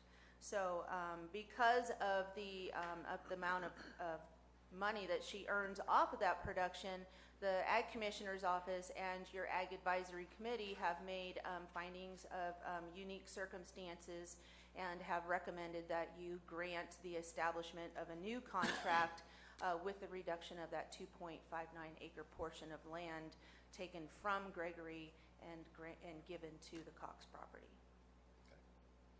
Questions by board or staff? Supervisor Mills? Oh, sorry. That's good. Seeing none, any public comment on this issue? Yes, I just have two questions. First of all, when was the $2,000 limit for Williamson Act qualification established? And is there any move, has there been any discussion about indexing that amount to the cost of living or something like that, because $2,000 seems like an extremely low threshold to qualify for the benefits of Williamson Act. Thank you. So the $2,000 threshold was established back when the County Board of Supervisors adopted a resolution to regulate the Williamson Act and Ag Preserve back in the 70s. To my knowledge, there hasn't been any discussion since then of revising the resolution, and I don't see that our Ag Commissioner is present to specifically address. Is he there? Oh, hi, Kev. Okay. Does that answer your question, Mr. Cape? Can I follow up with one question? Sure. Go ahead, Bill. That's within your 3 minutes. I'm sorry? It's within your 3 minutes. Go ahead. Okay. That slipped out one. Time's ticking. Okay. All right. Does that answer your question, Mr. McManus? The second question was, has there been... Use the mic for me, please, so the folks out here can hear. Thank you. The second question, has there been any consideration of indexing the qualification amount for Williamson Act land to keep it up to date? Because I say $2,000 is pretty low. It may have been great in 1970, but we're several decades beyond that. Okay. Does planning want to address that, or our Ag Commissioner? I believe the Ag Commissioner would be appropriate. Kevin, good morning. Good morning, Kevin Wright, Ag Commissioner. No, we have not actually, we've discussed it a little bit, but we haven't actually moved any forward with that at all. The 2,000 is still what it is. People with rangelands, some of our areas of our county that really can't support that many cattle, yet they still provide a benefit to the rangeland where those cows may be. So, although logically it might be worthwhile to up it to some extent, but it wouldn't be too much more, I don't believe. That would still be fair. So, but we haven't moved forward with anything. Okay. Thank you, sir. Last shot. Okay. At one point in time, the state reimbursed the counties for the loss of income from property tax for Williamson Act land. It's my information that the state no longer reimburses the county for that, so all the taxpayers of the county support the reductions in taxes based on the Williamson Act. Is that correct? That would be correct. That's correct. Thank you. Thanks for your consideration. You're welcome, Mr. McManus. Any further public comment? Seeing none, I'll bring it back to the board and entertain a motion. So moved. Moved by Supervisor Clapp. Second. Carried. Second by Supervisor Toffenelli. We've addressed public comment. All in favor indicate by saying aye. Aye. Opposed indicate by saying no. Hearing none, motion carries 5-0, unanimous. Item 26 is from the Planning Department to disestablish Agricultural Preserve Number 119 for Marjorie Webster Williams and establish Agricultural Preserve Number 360 for Sammy N. and Heather C. Cox, and establish Agricultural Preserve Number 361 for the Marjorie Lillian Hazard GST Trust. So when we started looking into the Cox application for a new established ag preserve, obviously we're going to go to the existing contract to see what that exists of. And what we discovered was that it's not just the Cox property that's restricted by Preserve 119, that there's actually another piece of property, a 35-acre parcel just to the northwest of the Cox property, that is also included in Ag Preserve 119. Now, at one time, all of this land was owned by Marjorie Webster Williams, but subsequently, throughout the years, the property that is now owned by the Cox family was sold, and for whatever reason, I'm not sure, the contract was never disestablished, and new contracts were not reestablished. So since the establishment of 119, we have been accepting annual reporting of ag production from two separate property owners under one contract.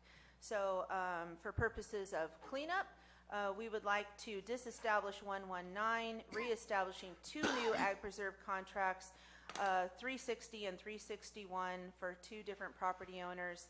And please keep in mind that the properties in question actually are part of a larger ag production that actually spans across county lines onto the adjacent county, San Joaquin and Stanislaus County, for which those lands are also in the ag preserve. So both parcels total, if you want to add up the lands that are also in ag preserve in the adjacent counties, they both exceed 100 acres in size, but we did make specific findings of unique circumstances for both because the lands restricted in Calaveras County are both less than 100 acres. So your action will actually disestablish 119 and establish two new contracts, one for the Cox family, number 360, and one for the Williams family under 361. Question of staff by the board? Hearing none. Public comment. Good morning. Good morning. I'm Bonner Mendez. Part of my family is the Marjorie Webster Williams Family Partnership. And I'm contract 119. We've been in the Williamson Act at that ranch since 1970, 71. And it was news to me that this whole rearrangement came up. We do have 35 acres under production presently, and there are no houses on that property. It's adjacent to Stanislaus, which is adjacent to San Joaquin. We farm the entire operation. So I'm hoping that we will continue with the Williamson Act because it's very much appreciated. As I say, there are no houses. There is no possibility of a house on that 35 acres. So it's only good for what we do, which is walnuts. Thank you. Thank you, ma'am. Further public comment? Hearing none, I'll bring it back to the board and entertain a motion. So moved. Moved by Supervisor Clapp. Second. Second by Supervisor Toffenelli. Public comment's been addressed. All in favor indicate by saying aye. Aye. Opposed indicate by saying no. Hearing none, motion carries 5-0, unanimous. Item 27 is from the Planning Department to adopt a negative declaration and approve an ordinance amending the zoning of APN number 20-031-002 and APN 020-031-003 from unclassified to general agriculture for Mark Bolger, file 2017-075.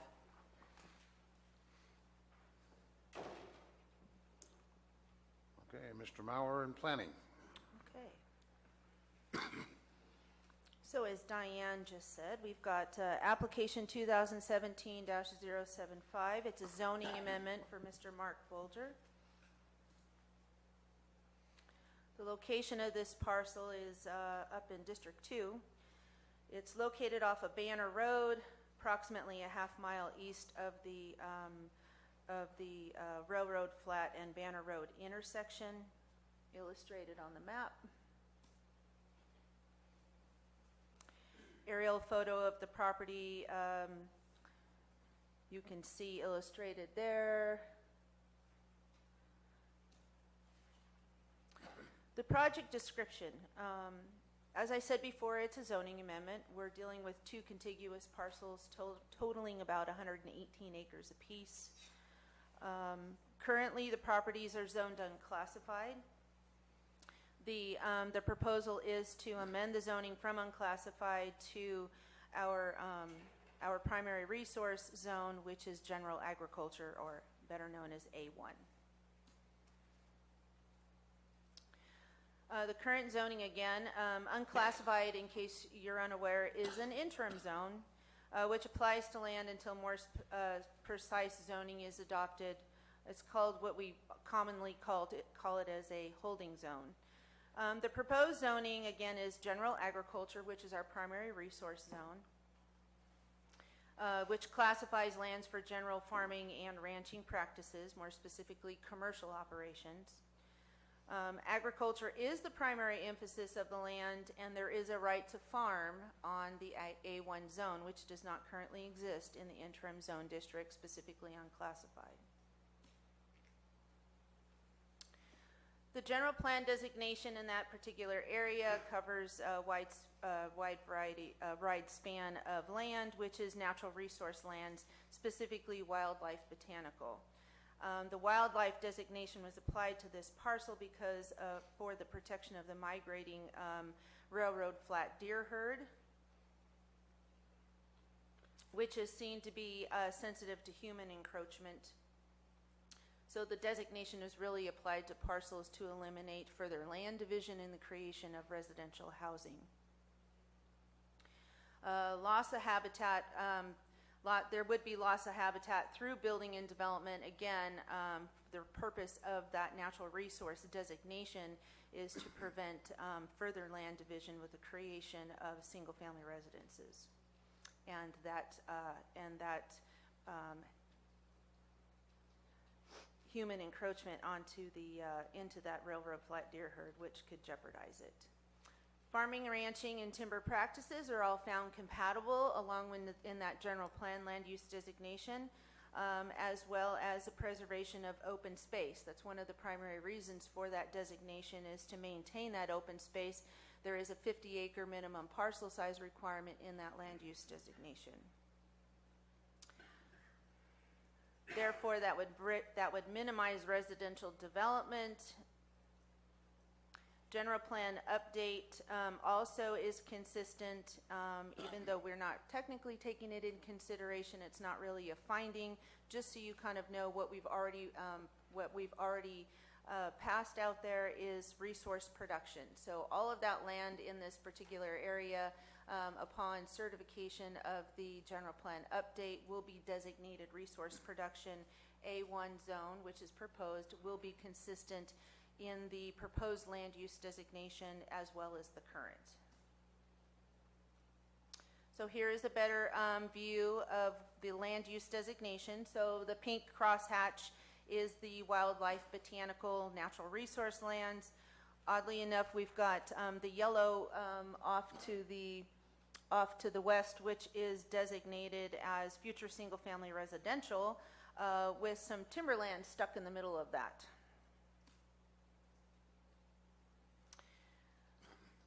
Under the general plan, we call out all different kinds of designations. Underwater, this is an area that is found to be of moderate to high groundwater potential. There's currently 2 wells on the parcel, a pond, an undeveloped spring, and a tributary to Jesus Maria Creek. As we probably all know, that this area has a very high fire hazard, lots of flammable vegetation, annual grasses, blue oak woodland, mondane hardwood, manzanita, and mixed chaparral. In respect to the high fire hazard, an agricultural operation on the parcel would help to minimize those fuels, which would reduce the fire hazard in this area. Here's just some photos of the property itself. There's an undeveloped spring that can be utilized from livestock. There's a pond on the parcel. Again, there was livestock on the parcel at one time that utilized these watering holes. it's not a real great picture, but there's the tributary to Jesus Maria Creek. And there's a nice photo of the vegetation on the parcel that can be considered a increased fire hazard. Compatibility with the surrounding area is one of the findings that we need to make for consistency. Just so that you know, thousands of acres in that particular area are currently restricted by the Williamson Act, which is what we've just discussed in the prior items on the agenda, and that is further restriction for land to be utilized as agriculture production. In addition to that, there's hundreds of acres for personal size ranching and farming practices going on in this particular area of the county. Zoning in the general area is very consistent: ag preserve, general ag, residential agriculture, along with some rural residential. Here's a copy of the picture of the Williamson Act land in the particular area. You'll see that the subject properties are right in the middle in the gray with the arrows. All of the green highlighted parcels are parcels that are currently restricted by the Williamson Act in this area. So agriculture operations, there has been cattle grazing on this particular property in the past. There is a contract that the property owner has with a local rancher to further graze the property with cattle. There's a desire to diversify the ag operation on this particular property. There's a potential for grapes, fruits, nut orchards. There is actually, we found that there was evidence of a previous orchard at some time that was on the property. At one time, the county did a comprehensive revision of the ag zones in our county. Some of you probably sat on the board at that time. Back in the old days, we basically had two different designations for agriculture. There was commercial agriculture and there was accepted farming practices and ranching practices. Accepted farming and ranching practices were seen as more of a personal size, small scale operation, where the commercial agriculture definition was really that definition that defined the commercial agriculture operation of exceeding $2,000 of gross annual income, much comparable to the Williamson Act. We actually, through that comprehensive revision of our zoning code, we actually did away with the commercial agriculture designation, or I should say use, and we replaced it with a wide variety of uses that we now see enumerated in our code, which further expand all of the possibilities for agricultural operations. And we've created new definitions with new permitted uses, providing more opportunity for agriculturalists to develop their land and have opportunity for additional retail trade, as well as recreational and educational uses and agricultural services and businesses. As I said before, there's evidence on the property that the property had once had an orchard. We did do a full CEQA analysis. The initial study on negative declaration found no significant impacts to the environment. We did circulate the document, for which we received no comments. And in conclusion, the general ag zone is consistent with the general plan. In addition, it's actually consistent with the future general plan that we've all accepted. It is compatible with the surrounding area. It's actually encouraged by the general plan and the zoning code, consistent with the general plan update, allows more opportunity for utilization of the land, which is designated natural resource. In addition, we will bin protection of wildlife habitat for the exclusion of further residential development, and we will be reducing fire fuels by having that land back in production with possibility of cattle and or other agricultural operations. Your Planning Commission heard this item in a public hearing and unanimously voted to recommend approval of the zoning amendment. And that concludes our presentation. Thank you. Very good presentation. Any questions of planning by the board or staff? I have a question. Supervisor Toffenelli. Looking at some of the photos that you provided, is there a structure on this Is there property? a what? A structure of any type on there? A structure? Yeah. There is a residential structure and a small barn, remnants of a corral on the property. Okay. Thank you. Is So that there occupied? I'm sorry. Is that It resident? was currently occupied. Perhaps maybe the applicant can better explain what the current status is of that residence. But just prior to his purchase of the property, it's my understanding that the residence was occupied by the owners at the time.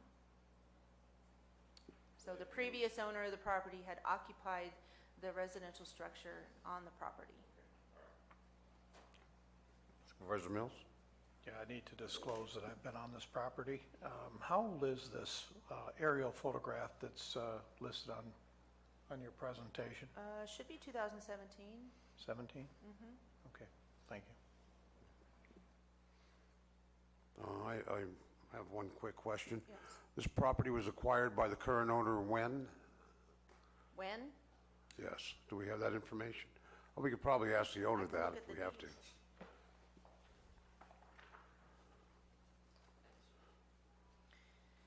Mr. Bolger, good morning. You are the owner of this property? Yes, sir. Okay. July of this year. Is that the total purchase of the 118 acres? Yes, sir. Okay. Any further questions for staff by the board? Mr. Bolger, this is the one I was on, right? No, sir. That is different? 7250 Oak Lane. That's my current residence. That's over off of Swiss Ranch Road. Okay. This is a newly purchased property as of this summer. Thank you. I just wanted to confirm Yes, sir. what I'm looking at. Thank you. Mark, Mr. Bolger, the resident is currently unoccupied? Yes, sir. Stephen and Annabelle Wolf were the family that owned that for the last several generations. They lived in that residence up until actually mid-September of this year. We agreed in contract that they would have 2 months after the close of escrow to continue living there. So it's got power, water, telephone. It's just not currently occupied. Would you like to make any statements regarding this property, Mr. Bolger? Well, since I'm already up here, I think we're making such quick progress through today's meeting. I won't bog us down with any long diatribe. I think that planning's report clearly states the merits of this request for rezoning. So I'll make myself available for any other questions, but I don't think I need to drone on and on after hearing such a thorough report. Okay. I have a question for you. Yes, sir. What are you going to do with it? The immediate future plan is for cattle grazing. It's already been utilized for that for well over 100 years. We've got some fencing that needs mending, but it currently has a 5-wire fence around the vast majority of the property. At this point, the initial soil analysis has come back with some of, if not the best results I've seen in Calaveras County. Of the, say, 24 or so native soil samples I've seen in this general area, this is by far the best. So limitless possibility. My crop advisor with Fruit Growers Lab basically said, pick which crop I want to put in there. It should all be suitable as long as, they're frost resistant. Thank you. Yep. Any further questions of Mr. Bolger? Mr. Mills? Yeah, I'm Supervisor just looking Mills. at the map. Do you have an easement, somebody else that can transgress across this property to get to some other adjacent? Because it kind of looks like some of them are landlocked in some ways here. Yes, sir. There's 2 40-acre pieces. If you see... To the west? No, Or to the east, east. to the east? Yeah, so those two gentlemen were the individuals that wrote the letters that are in the board packet. They access through my two APNs to get to theirs, and I also have an easement through theirs to get back to the north section. Yeah. Okay. Yeah. It's just something to be sure it's in the record. Definitely. And the two 40-acre parcels to the east were originally part of the Wolf Ranch. Upon the passing of the father, Robert Wolf, the two brothers inherited separate properties. Those two 40-acre pieces went to the brother and were sold, so. So it's your intent to use this basically as ag land then? Yes, sir. Cattle grazing, crop raising? Yes, sir. We're looking seriously into hops right now. I've got several friends that have breweries down in the Sacramento area, and there's a shortage for high-quality California-grown hops, so maybe we can fill that need. Thank you, Mr. Bolger. Thank Any you. further questions of Mr. Bolger by staff or by the board? Seeing none, any further comment by the public? I have a couple questions. Somewhere in the discussion, a very familiar term was mentioned and it kind of went right over it. And maybe we can get a complete explanation from planning, and that term is right to farm. And I think there are certain benefits and restrictions and other things available to people when they have that right to farm designation. And if planning could list what right to farm means, I would appreciate it. Second of all, when we talk about agricultural products, and I just need to mention this, if marijuana was going to be grown on this property, if it's my information that marijuana is not accepted as a legitimate agricultural enterprise.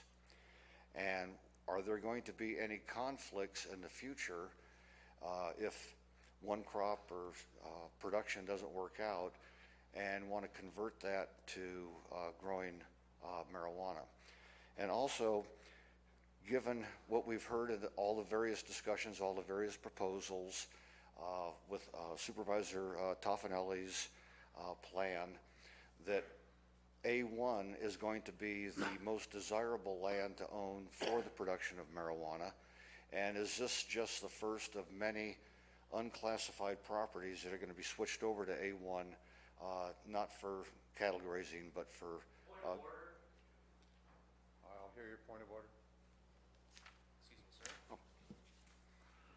There is nothing in the agendized item that deals with cannabis production at all. When I purchased this property, there was an express intent by this board to ban all commercial cannabis production in Calaveras County.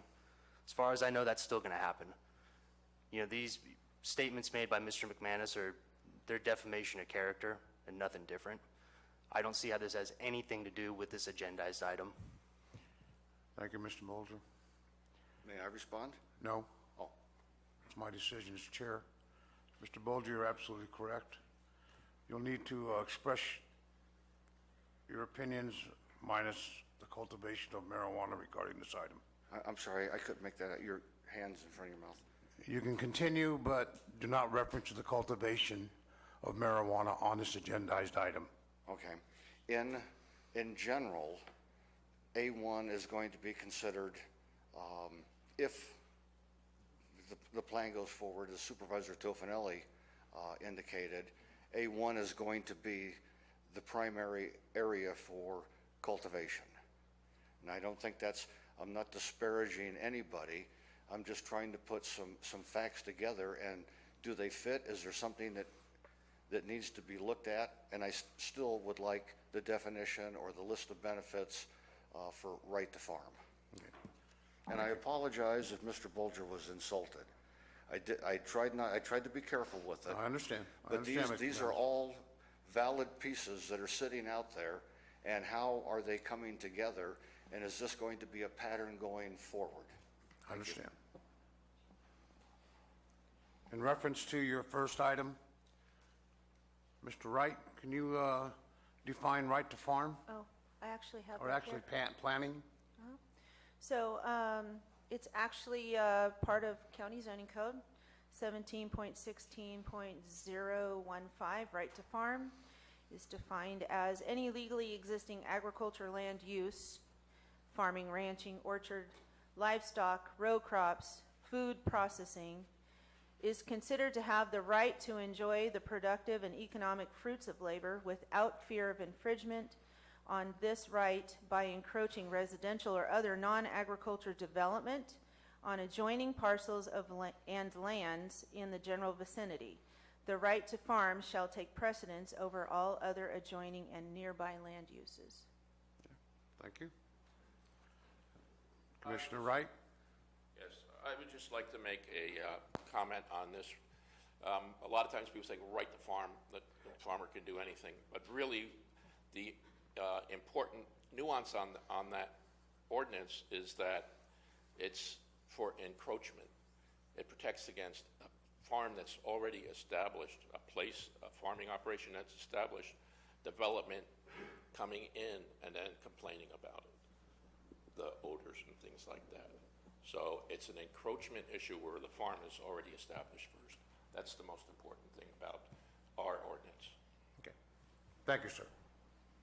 Or In Chair. regard, go ahead, And Counsel. I would just like the record to reflect that although the state recognizes cannabis as an agricultural commodity or product, certainly local jurisdictions do not, and we've made it clear in all of the various ordinances, the current urgency ordinance as well as all of the various versions of a permanent ordinance, that cannabis is not an agricultural product for purposes of right to farm. So just for the record, that should resolve that issue. Thank you, Counsel. In regards to the second inquiry, it's my opinion that those issues brought up regarding potential ordinances that are still to come before this board has not been decided yet, and I see no bearing to have that discussed in this particular agendized item at this time. When that time does arrive, when the board makes decisions regarding those ordinances, that will be the time to discuss those. Further comments? Supervisor Mills? Well, I think that sometimes we twist the right to farm into trying to define it rather than protect it. And so I think that staff fully understands it is the existing activity, and how do you protect that existing activity from encroachment by residential, and then suddenly the residential deciding you can't do that anymore simply because we're here. So we just need to understand how that whole nuance works, and I appreciate the Commissioner Wright's explanations. I think it's spot on. Thank you. Further comments? Supervisor Garamendi? I was just prepared to make a motion. I'll make a motion to approve right now.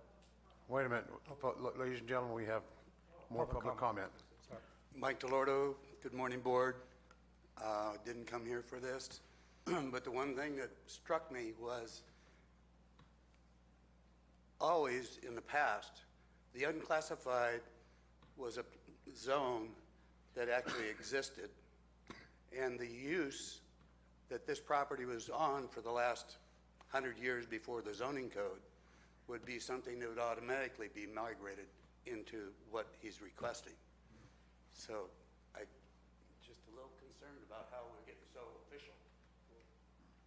I wish things were that simple sometimes, Mr. Diordo. Any further public comment? Seeing none, I'll bring it back to the board. I'll still make that motion to move. You have to turn on your microphone, Supervisor Clapp, and I believe he If got it's you. all right, it's in my district, Clyde. Okay, you got it. Thank you very I'll much. second it for you then. Okay. Moved by Supervisor Garamendi, seconded by Supervisor Clapp. We've addressed the public comment issue. We'll bring it back to the board for a vote. All in favor indicate by saying aye. Aye. Opposed indicate by saying no. Motion carries 5-0, unanimous.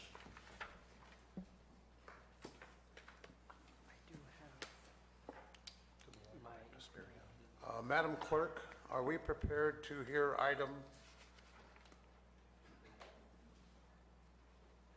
19 now? Yes, I do have the contractor from 419 here. Looking, we have 20 minutes. I Peter left the laptop on, so I think we're good on getting that presentation set up. Okay. If perhaps Bonnie wants to unlock it and get the presentation set up while I intro it, that would be great.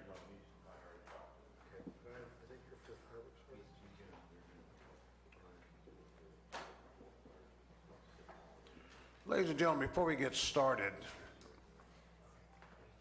depending on how long this item will take, we'll make a decision whether to break for lunch or hear the remaining item, but we'll make that decision after this presentation. And So we just- are handing out copies of the presentation now. So just as a note, Mr. Chair, we'll hear item 19 in the next couple of minutes. Item 18 was tabled until after lunch.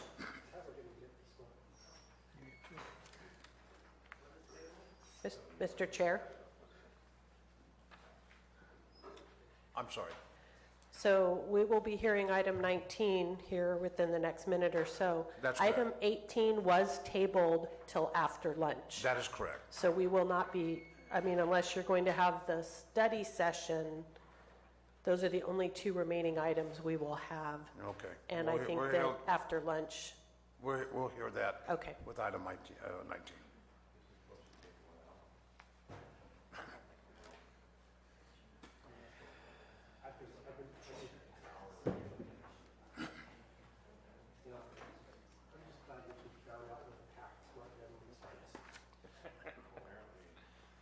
Madam Clerk, time allotted for this presentation is what, 1 hour? yes, it is, But I sir. don't, again, we Ladies have and about a gentlemen. 10-minute presentation Ladies, I can from only our hear one vendor. person at a time. Sorry. We have You a can go ahead, 10-minute Mr. Lutz. presentation from our vendor. Given the number of people in the public, I don't anticipate a lot of public comment. So we've been trying to more accurately predict times, and it's sometimes hard to predict, and I'd rather err on the side of long rather than short. Okay, we're going to go to maximum of 12:15 on this presentation, then we'll have to come back on it.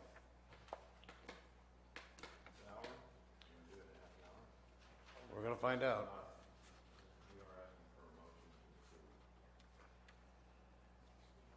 So I'm going to go ahead and read the title of the item while we're Go ahead, finishing please. setting up. Item 19 is from the Administrative Office.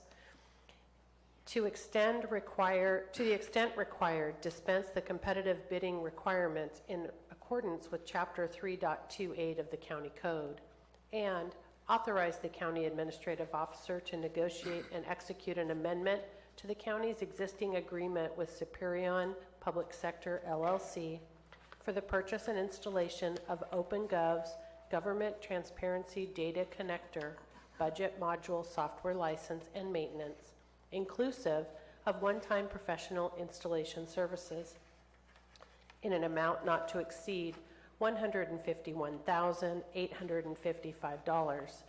Prorated amount for the fiscal year 2017-18 budget is $108,105, and authorize a budget transfer in the amount of $108,105 for the same.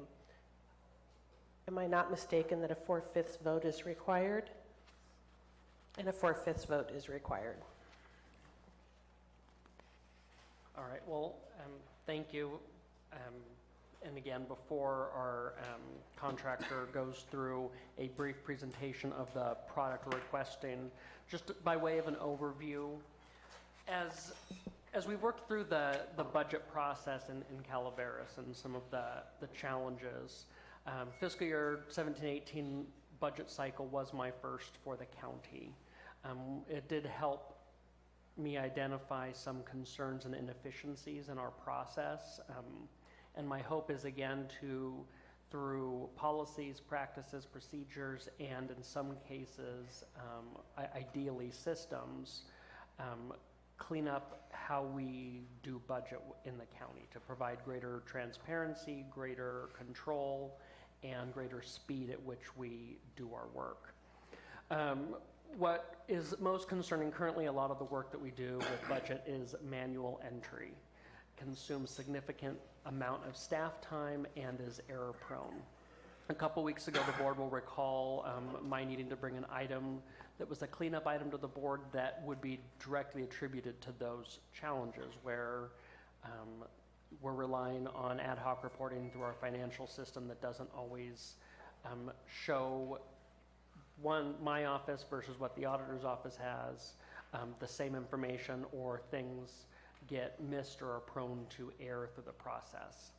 Right now, all of our personnel costs are manually calculated by human resources and the county administrative office, which again is very staff and labor intensive, and also a slow process that allows error to creep in. And that's true when it's for budget purposes. It's also true when we're in the middle of negotiations, where we are now, where we're looking at the impacts of COLAs, where we're looking at the impacts of changes in PERS rates. Those all require manual adjustments that it's easy to miss when you do multiple linked spreadsheets. While I recognize that this request is an expenditure increase request on ongoing expenditures, we developed a committee to review kind of what the best options might be. That committee was comprised of myself, in addition to some of my staff, the auditor controller, the HR director, and also the IT director, along with some IT staff that support our financial system. And the committee felt that looking at this module and the benefits of acquiring this module outweigh those costs. The committee went through a process. We met with 3 different vendors. Those vendors were narrowed down by their ability to work with our existing financial system, which is really the key limiter, and what value each would bring to the county, and what they would provide versus cost. Unanimously, OpenGov came back as the best option, with the best features that would pay for themselves in efficiencies gained. They are also the only vendor they're the only vendor that has some of the unique tools that allow forecasting and personnel management, where you're working within a clear interface with the system.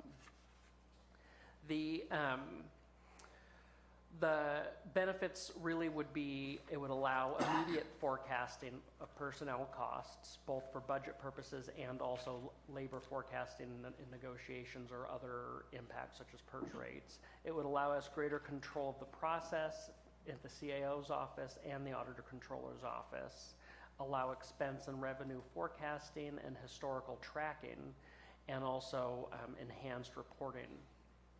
The system has an added benefit that it provides for greater transparency through budget tools and interfaces that could, in addition to being shared with board members, be shared with the public to allow better drill down of our finances and people that have questions.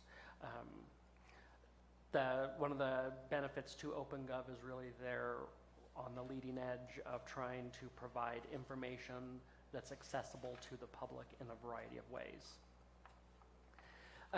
So we were able to negotiate a combined rate with OpenGov, which included the regular budget system, but most importantly for us, the personnel forecasting tool. That alone adds tremendous value to the system and generates significant staff time and savings. I had asked the most impacted departments to kind of look at what they spend for some of the pieces, because in addition to the personnel forecasting, it has a report generation tool that will quite literally generate the information for the auditor's CAFR report, the financial reports to the state controller's office, and the budget book. So that information is going to be culled immediately from the system, which saves tremendous time. The auditor estimates she spends about 40 to 50 hours putting together the state controller's office, and split between time. It usually takes her 2 or 3 weeks to do it, which about $3,700 in staff time The CAFR takes about 80 hours to pull together about $6,000. Outside of that, though, we also have just the day-to-day activities of the auditor's office that would be saved on routine, monotonous types of tasks. They estimate about 10 hours per week, which totals up to about $25,000 per year. The tangible savings to the auditor's office is about $30,000. When we look at human resources and the manual calculations with personnel costs, those add up significantly particularly when we're in a negotiation cycle. They also have costs associated with normal budget time. In total, human resources estimates that they're spending about $67,000 a year in staff time. Hour-wise is about 120 hours spent working with costing out new positions throughout the year or changes to compensation. Budget cycles is about another 120 hours. And then again, during negotiation times, those costs can be significant, but between 10 and 20 hours per week going through forecasting and updating.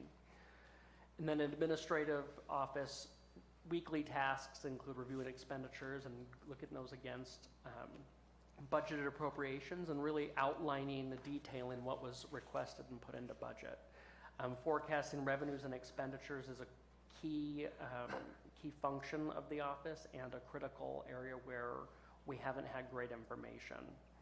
And then providing budget scenarios and accurate information to those requested, be it board members, members of the public. We also prepare the recommended budget book and the final budget book, each of which consumes around 40 to 60 hours per document, depending on what you're pulling together and how many changes are made through the process. And so our estimate there is administrative office would save about $55,000 annually. Combined across those three departments, our estimate is about $155,000 in staff time, where we're doing manual entries that are prone to errors and time consuming, where we could be spending that time on far more effective, productive uses on policy updates, meeting with departments, and some of the deeper, higher level administrative tasks for the county. The additional benefit, I mentioned the transparency tool that would enable the public to get a better idea of the process. We also feel that OpenGov, with their strategic linkage with Superion, who was our financial system vendor, is the best option. Should the board approve this request, we're asking that the bidding requirements be waived, and the rationale is because OpenGov has this strategic alliance with Superion. They make them uniquely suited to meet the needs of the system with the smoothest integration and compatibility with our existing financial system. And that's also reflected in what we're requesting as an amendment to the Superion agreement rather than a new agreement with OpenGov. It's a more seamless transition to the system with, of course, the required implementation time. So with that, again, member from OpenGov is here to provide a brief overview to the board of some of the key functions of the system. Awesome. Thank you very much, Tim, and nice to meet everyone. Thank you for hosting me. My name is Greg Balcher. I'm with OpenGov. I'm the account representative for OpenGov for the state of California. And so I've been working very closely with Tim and his team over the last couple months throughout this evaluation, and looking forward to showing you in 10 minutes or so and answering any questions that you may have about OpenGov. I'm just going to go through, I have a slide deck. Typically I would go through the product. I can do that as well if you have any questions or want to dive into the product. With 10 minutes though, what I wanted to do is just share with you a couple slides on how OpenGov came together, and then we'll dive into exactly what is being proposed for the county. Really the way we think of it is we're a smart government platform. So we are a solution that's based in Redwood City. We have 1,700 governments, that's cities, counties, state agencies from Richfield, Washington, which is about $2 million a year to Washington, D.C., and the state of California use OpenGov. Every single one of our customers can speak to each other in our network. That's one of the biggest things about why I joined OpenGov, and what I think separates us is that we only work with governments. Our first customer was the city of Palo Alto. Our last customer is going to be a government, and all we do is we focus on government operations and try to streamline and make you all act more efficiently and effectively. Really, one of the things, these are just some of the counties that we have and some cities that we have in California. Since we started in California, we have more customers in this state than any other state, which is great. One of the things that I wanted to share with you, and I think you might have met Adam Stone, is really one of the things that we pride ourselves on is really having government experts. So a lot of these folks, but every one of these folks are working on our government finance team. So they are former customers. So they're former CIOs, finance directors, city managers who all bought OpenGov for their agencies. They really enjoy using OpenGov. It helped them either communicate to the public or streamline their internal efficiencies. And they actually joined our team to help promote interaction with you all. So that if you have any specific questions on chart of accounts, on payroll, you can ask our team here to help provide what they did for their agencies. And then really, I think this is one of the kind of the summary slide of what we're presenting and in how OpenGov, why we're in 1,700 governments. We know that, especially with counties, but all agencies, there are a ton of different software systems that you use, and most of them do not speak to each other. With your financial one being Superion, but you have a lot of other non-financial systems as well. And so what we think of ourselves as is that data platform that you can use all of that data, combine it, and then use it for planning, operating, and transparency. And so the way we do that is by actually integrating with your Superion One solution, and that's one of the biggest differentiators of OpenGov, is that we do have a very strong partnership with your financial system, in that any financial system or any government that's looking to use Superion, they would bring us in for budgeting, forecasting, and reporting. We're not an ERP or financial system. We sit on top of financial systems as well as non-financial systems and bring all of that data together. By having that automated pull of information out of Superion into OpenGov and combining it in views to the public that, and internally, that will see the kind of cross-data view of what's happening in the county, we believe that that's really going to help streamline your operations. And what we do with that data is really focus on three main things here in kind of the three separate pillars, but really we know it day-to-day crosses every day, and that's really the planning, operating, and communicating.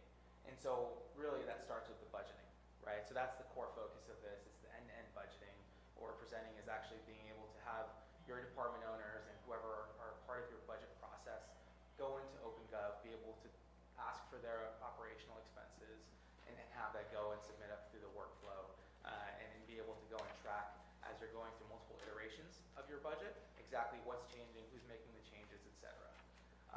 It also goes hand in hand with our payroll and our personnel forecasting, like Tim was saying, about really streamlining that forecasting process and allowing you to actually use that in labor negotiations, see what-if scenarios, and also long-term forecasting. What would happen if we pass this revenue stream or this measure, right? What would happen in various scenarios? Our budgeting tool allows you to really easily see that and then report against different scenarios to figure out what you want to present. The performance, this is really what you can think of as both today but also long-term. This is really that dashboard view. So one of the, our mission is we power more effective and accountable governments, and part of that is actually giving not just you all but anyone else within the county. We don't charge per license. We want as many people in the system as you want to be able to go and streamline their internal efficiencies. So if that's police chief, public works, planning, and being able to see their key information, financial and non-financial, all in a dashboard view.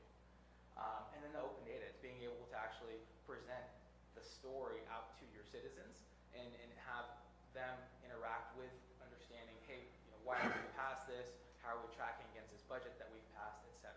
So we think of this all comprehensively, and this is all part of the package that we've been discussing. One of the things about our product development process, I'm not going to go too much into this, except to say that the reason we have that government finance team is because we constantly meet and get feedback with all of our customers. The customers are really what drive our roadmap, and we we actually do product releases every 2 weeks. So what that means is that we constantly we use agile methodology. What that means is that every time if you have a request, say, you want to make the font blue, and 20 other people say that as well, we're going to take that and we're going to prioritize it. And we really want to build the product, and the focus is for governance. That's all we work with. This is kind of the homepage for our budget builder. And the way that the way to think about this is at any point in time during your budget process, you're going to be working on one version of your budget. And as multiple people get in there, you're going to have the budget constantly change. So the first thing that I like to call out here is the budget summary on the left side. And what this represents is that running tally of where you are at any point in the budget process. So that if you want to go and you want to see exactly, 5 days in, you're 3.3 million in deficit, you can actually go ahead and see that. And this is across the entire county, right? So that, Tim, if you ever want to log in or anyone wants to log in, they can go ahead and see this information. And then below, this is where really, everyone has a different term. We call it proposals, decision packages, department budgets. This is where you're going to have all your various proposals that are summing up to what's happening in that budget summary. And each one of those proposals can be linked or tagged to different people with edit access. You can get view access, etc. It's really just a way to have one, software view that allows you to see exactly where you are at any point in the budget process. One key piece here as well, as I know I don't know if you have 4 or 5 different versions of your budget as you go through from the initial to the final adopted. One of the things that we do as well is you see here, this is 2018 department requests. You can have as many as you want, so that when you're done with your first pass, you can lock that one down. You can go and share it internally. You can share it internally and and be able to actually understand what's happening in your budget process at any point. This is what an actual budget proposal would be looking at. This is actually the account level budget information that someone can go and input and understand historically what's happening as well as what they want to propose. And you can see that the summary now adjusts directly for their view, so that everyone only looks at what's important for them. This is really the personnel forecasting. This is really what you can use to communicate during labor negotiations and understand exactly, drill it down by your employee, by department, by your detail, anything like that, so you can streamline that payroll information processing as well. One of the things as well is the published budget book. So this is something that, for the county office, we want to streamline the budget book process as well, so you don't have to use Word and PDFs and Excel documents for that. This is really the one solution integration, so that we automate this. So you can have it pulled in every night. The latest actuals will be pulled into OpenGov to help you track how you're performing against your budget. And this is really a dashboard view where it all comes together from an internal perspective for you to be able to go and see your financial information as well as non-financial information as well, based on, in this case, it's a safe and happy community. You can have one just for public works. You can have as many of these dashboards and performance measures as you want. This is from a reporting standpoint. This is a public report, so that you can both keep track internally, but also for your citizens, you can give access to them to understand both financial and non-financial reporting, and it's all very intuitive. You can go and change and drill through. It's all dynamic, and you can click into what's happening in public works, maybe make this a pie chart, download this into an image or Excel. Really up to the citizens how they want to actually interpret this information, but you can craft your story around what's happening. We also do mapping. So if you did have a need or a desire to actually include with your financial transparency site, also mapping functionality. This is super popular, where you can go and say, how are you tracking against capital projects over time? Where are they? In this case, it's the size of the capital funding, represents the size of the bubble, and the color represents the type of capital project, as well as, funding sources. If you want to tie capital projects to various funding sources, it's really, again, the purpose of this, these are just examples. These are all real examples from public sites. The purpose of OpenGov is really to help streamline your efficiency. And, you might have this in one system, you might have financial information in another system. We want it all together, and sit on top of that as that OpenGov layer. That's it. Sorry, I sped up there at the end. Thank you. I apologize. It's that there's a lot of technical information with the system, and I know it's hard to do it quickly, so thank you for that. And again, I know there are other members of the committee. I don't know if the auditor or IT want to provide any comments.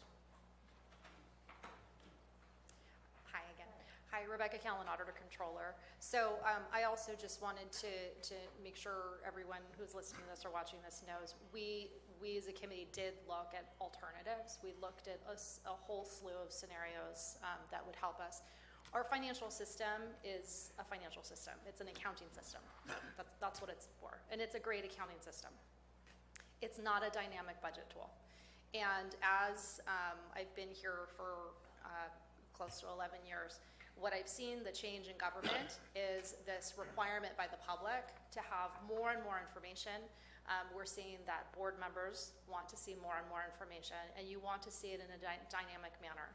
And we have tried our best to try to make our financial system as dynamic as we possibly can make it, but we just reached that capacity. And so there's nothing more that we can do that's going to meet that need. And so what we're doing is struggling, and the administrative office is struggling, my office is struggling to try to get to that end result, which is pressure by the board and the public, and whoever we have to report to, whether it's the state or the federal government or granting agencies. We've reached a limit. And so what's happening is we're having to use spreadsheets and Word documents and PDF and Access and all pivot tables and all of these systems that we're building outside of our financial system to make it work. And that takes more and more staff. It takes more and more time. It's prone for error. And so what I would say is, when I saw OpenGov, I kind of said, well, I don't even know why we're talking about this anymore. This is pretty much a no-brainer.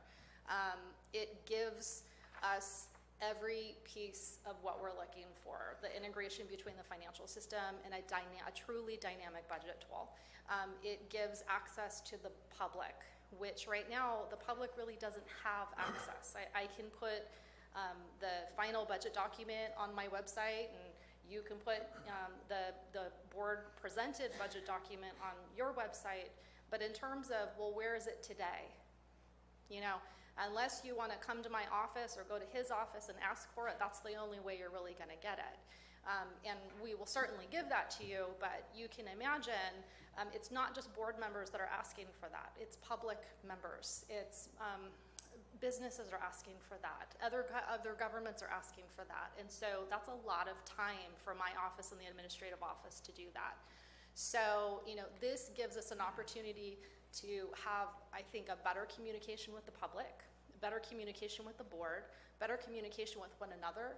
I think that it's a great tool to help give department heads the necessary equipment to manage their fiscal operations, which some people are not accountants.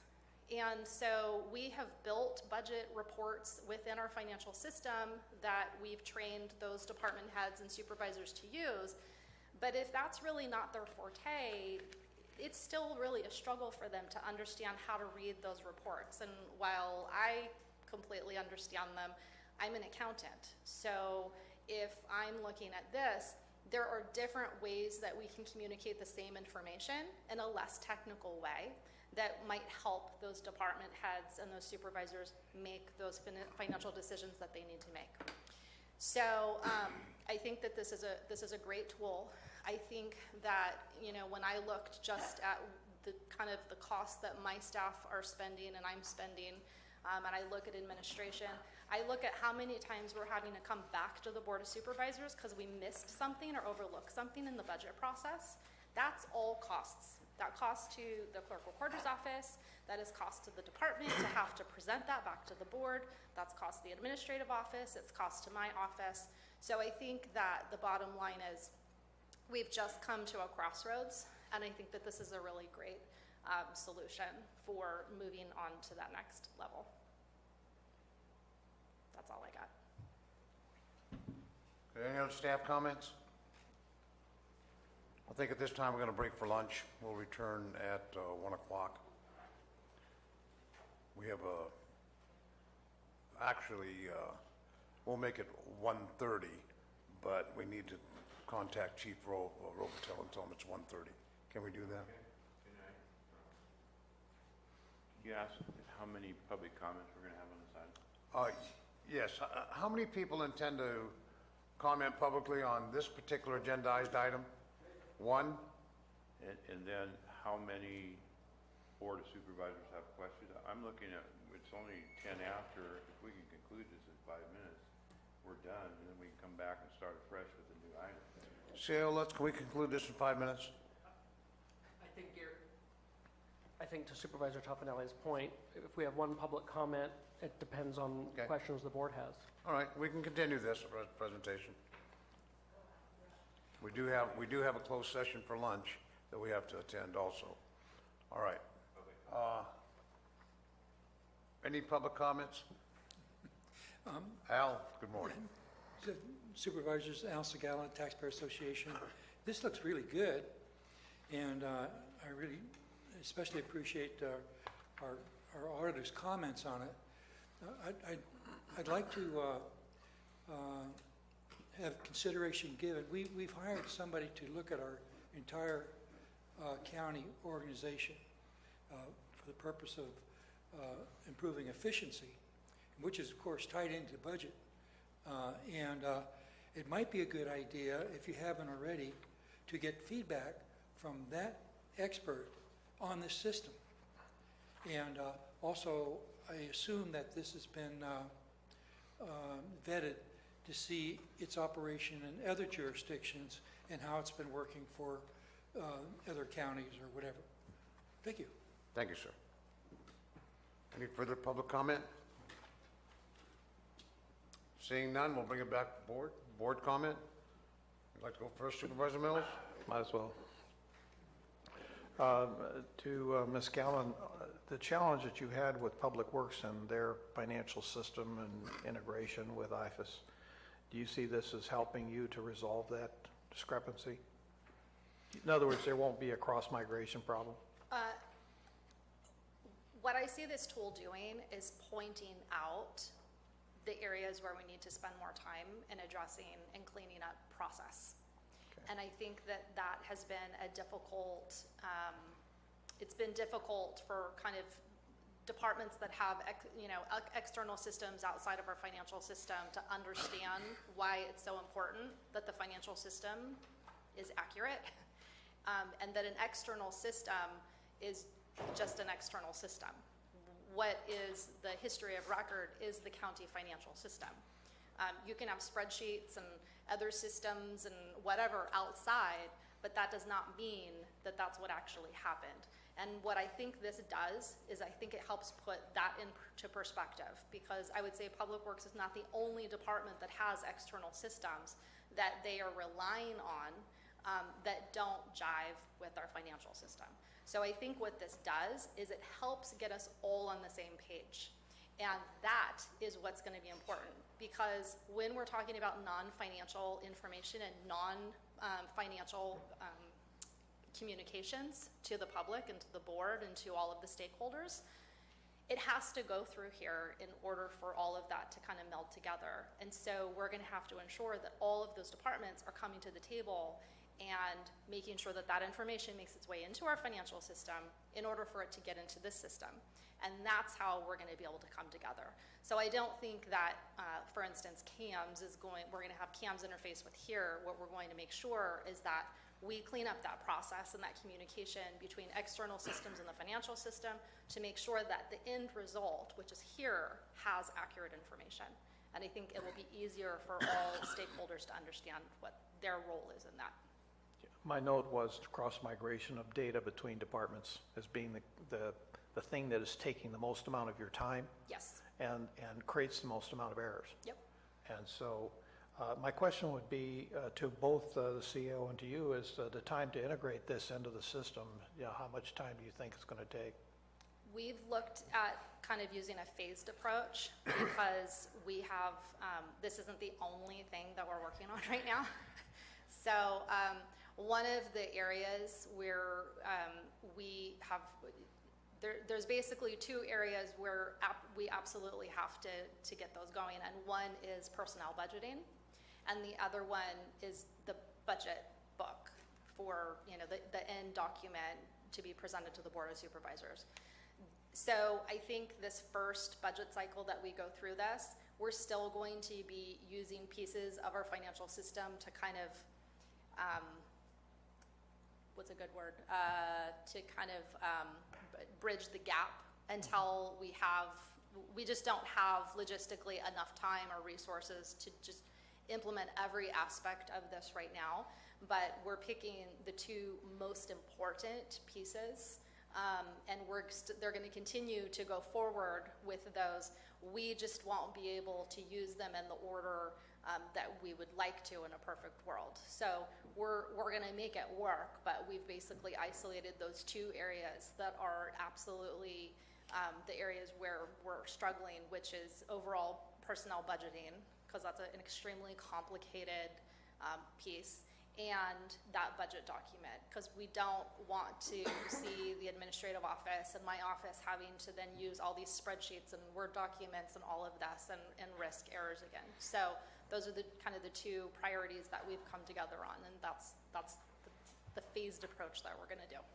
In the longer term, you're going to be seeing some time savings, some FTE adjustments or reallocations, you may want to call them that. But for the short term, this may create some additional demands upon your staffs to be sure it's integrated properly. For sure, and I also want to say, and I did communicate this with Tim, the dollar savings that I talk about in my office does not correlate to an FTE savings. It means, nor do I think it necessarily means an FTE savings to administration. What I think it means is a shift in us having to do work that we really shouldn't be doing, to working on things that we need to be working on, rewriting policy and updating, our ordinances and resolutions and all of these things that we've been talking about for the last 15 years that we just have not had time to address. So those are the things that we're going to be able to now focus on, which then in turn is going to build efficiencies in other departments. So what I think is over time, we may see a savings county-wide of staff costs, but I don't necessarily think that correlates with I'm not going to all of a sudden wake up a year from now and go, oh, I need one less person in my office. No, I'm not looking at FTE reductions. I'm simply saying is it would be a change of priorities because you're going to be able to have more time available. Absolutely. To do the key things that you're missing now simply because you're in a crisis mode and you're reacting rather than proactive in the responses. I will tell you that in corporate, we were working with dashboards 10 years ago or better. Mm-hmm. So it's good to see that the government is finally coming to the table. And in dashboards, as you know, it's real time. Yep. And so even the data entries that are done this moment are recorded on the dashboard in real time. And so those are key pieces in understanding budgets, budget performance, and so that anybody can look at it and you're not being bothered by 20, 30 people a week asking sometimes might be silly questions, but at the same time critical to them, that you can now allocate to a more pressing need. Correct. So I just wanted to make those points. Yep. Thank you. Supervisor Tofinelli? Yeah, I have several questions, and I guess my questions would be geared towards business side of it, since have a business background. First off, I'm hearing that this company's going to sell us a module, and then they're going to require $61,250 for software maintenance. And then on top of that, they want $46,855 for professional services. And then I hear the auditor say that we're going to have to be we're going to be in the process of bringing this on board. So what are we paying $108,000 for if that is not included in what I'm looking at, software maintenance, which I don't know what is, and professional services? Is it that not selling us an item and bringing it online for us? I mean, or is it just, if you don't do this, here's your module, thank you very much, and walk away? And then he's asking for another $21,000 a year for licensing and maintenance, and that's for the next 5 years. I guess after 5 years, it goes up, or you have to come back and tell us it costs us more, or buy another module, or what is it that you are selling us here, and what is it going to do to reduce our costs? When I buy a piece of equipment as a business and I expend $151,000 for that piece of equipment and it's supposed to increase efficiency, I want to know what I'm gaining, how I'm saving money by implementing this $151,000. That's the business aspect of it. So I'm confused on what I'm paying for and hearing what the auditor is saying and the CAO is saying about what we have to do. I was under the impression if you're going to sell us this and ask us for this $108,000, you were bringing it online for us. You were here to bring it all online. We weren't expending our people to do that. And then part of this would be bringing the department heads up to stuff on how to use it. So what is it that we are actually paying for in maintenance costs and professional services? And I can answer those questions, and then obviously if Greg has anything else he wants to add to it. So the software maintenance, that is that is basically the cost for utilization of the module. So that's your ongoing portion. That's the $105,000 annually, because we're in the middle of the fiscal year. That's why you see the prorated amount of the $61,250. So this is it's not 105 over 5 years. It's 105 each year. That is correct. Or 108 each year. 105 each year. 108 this year because the second piece is professional services. The challenge with anything this complex is you need to map to our existing financial system. So even though they work with a lot of different organizations that use the Superion product, one solution, everyone's chart of accounts is different. Everyone's budget book is different. So what that piece pays for is their subject matter experts coming in and actually mapping against our existing financial system database. The staff time on county side involved is time with human resources to go over basically how our salaries are set up, what the different components are. It's my office working through what our budget book looks like. It's the auditor's office working on how she does the CAFR, the state controller reports, and IT to really talk about this is how we've implemented or set up one solution or the financial system locally. So that is a staff time. It's for a system as complex as a financial system at the heart of the county. It is really a 8-month to 12-month process to get everything going, which is why if we looked at implementing, it has to be a prioritization. It has to be what is our biggest risk right now? What is our biggest pain? And that is the personnel. That is the budget books. That is trying to get the CAFR together. So there's always going to be a professional services component to an implementation of a software system.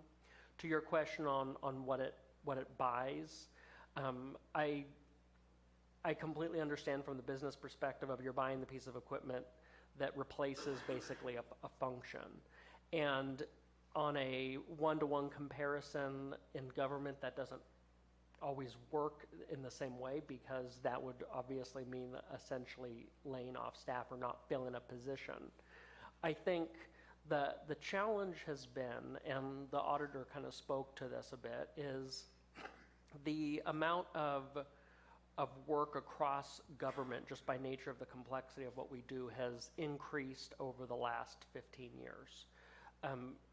We as a county have taken, I think, a conservative approach that we need to take, which is we don't add a lot of positions and overhead.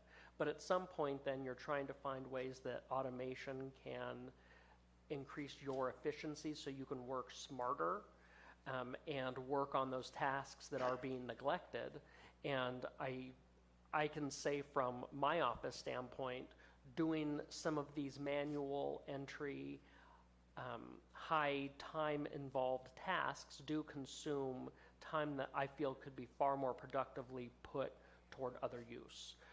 So it's not in the sense of a dollar for dollar comparison, replace this position with the software, as much as augment the fact that we need to peel off these high frequency, high time intensive tasks. And I would also add, the thing that we're missing in our budget process right now, just because we just don't have the time to put together the type of budget document or the type of narrative that the board needs, is we don't have the ability to really communicate progress.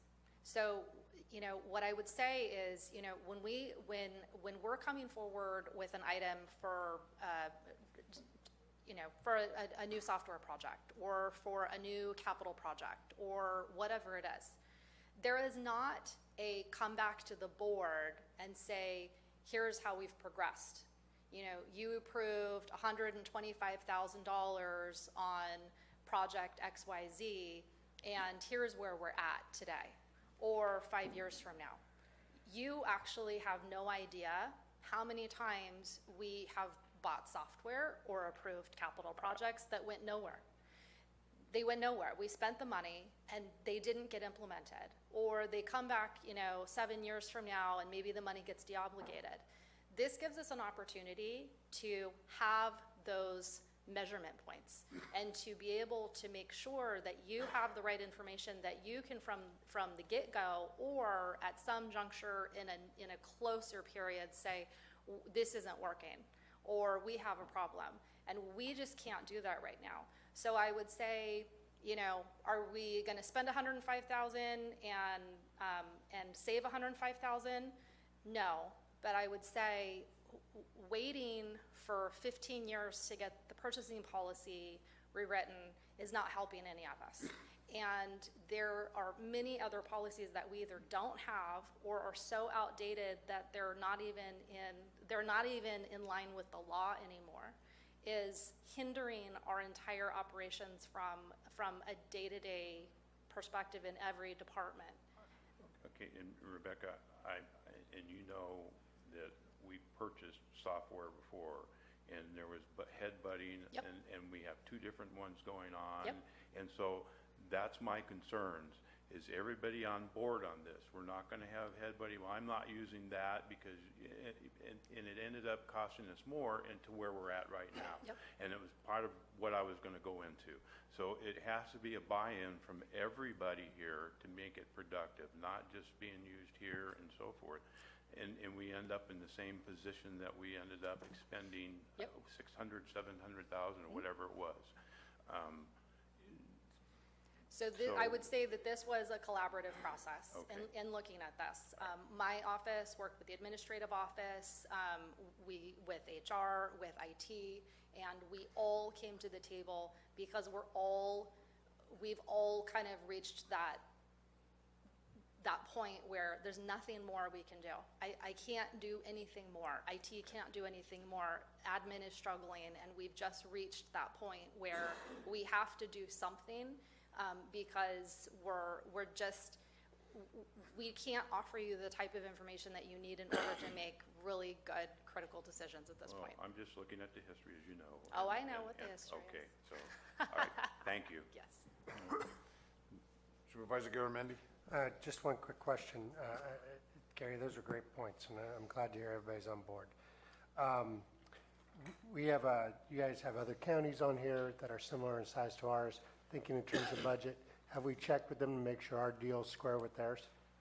I mean, are we getting a fair deal here when you talk to Colusa and Sutter County? Yes, and I think Greg can answer in terms of as Greg alluded to in his presentation, they're not a per license fee, they're more a population-based fee based on what population your county is. And I will say, actually, we were able to negotiate a little bit by having the personnel component included in there. I think the original price that we were at was like $115, somewhere around that area. But for us to get to this is a value for us that we feel it's worth the expense, the personnel piece was absolutely essential. And we've talked to these counties, and it's some of these, Colusa County, for example, is similar to ours. They have, it works for them. Okay. Yeah, I mean, when we did the vetting, reaching out, that was part of the thing that actually gave us a little more confidence that, okay, this is a solid product, because it's not just the San Diegos or the San Francisco counties that are using it. It's the Colusas, the Placers, the smaller counties that are finding this a useful product. Dennis, you had comments? Supervisor Mills? Just real quick, if you're in the carpet and flooring business, you use RFMS. That's the software component that everybody uses, and it's successful. So if we're going to attach ourselves to a system, let's be sure that it is successful and that everybody buys into it and that we're going to roll with it. And yes, there's going to be maintenance costs. This will be an ongoing process, changing, reorienting kind of thing that happens. So we can't expect an instant result. I don't even think by the time you get into your next budget cycle that you're going to even be ready to do anything. You'll have pieces of it, but you won't have the total probably for another 18 months.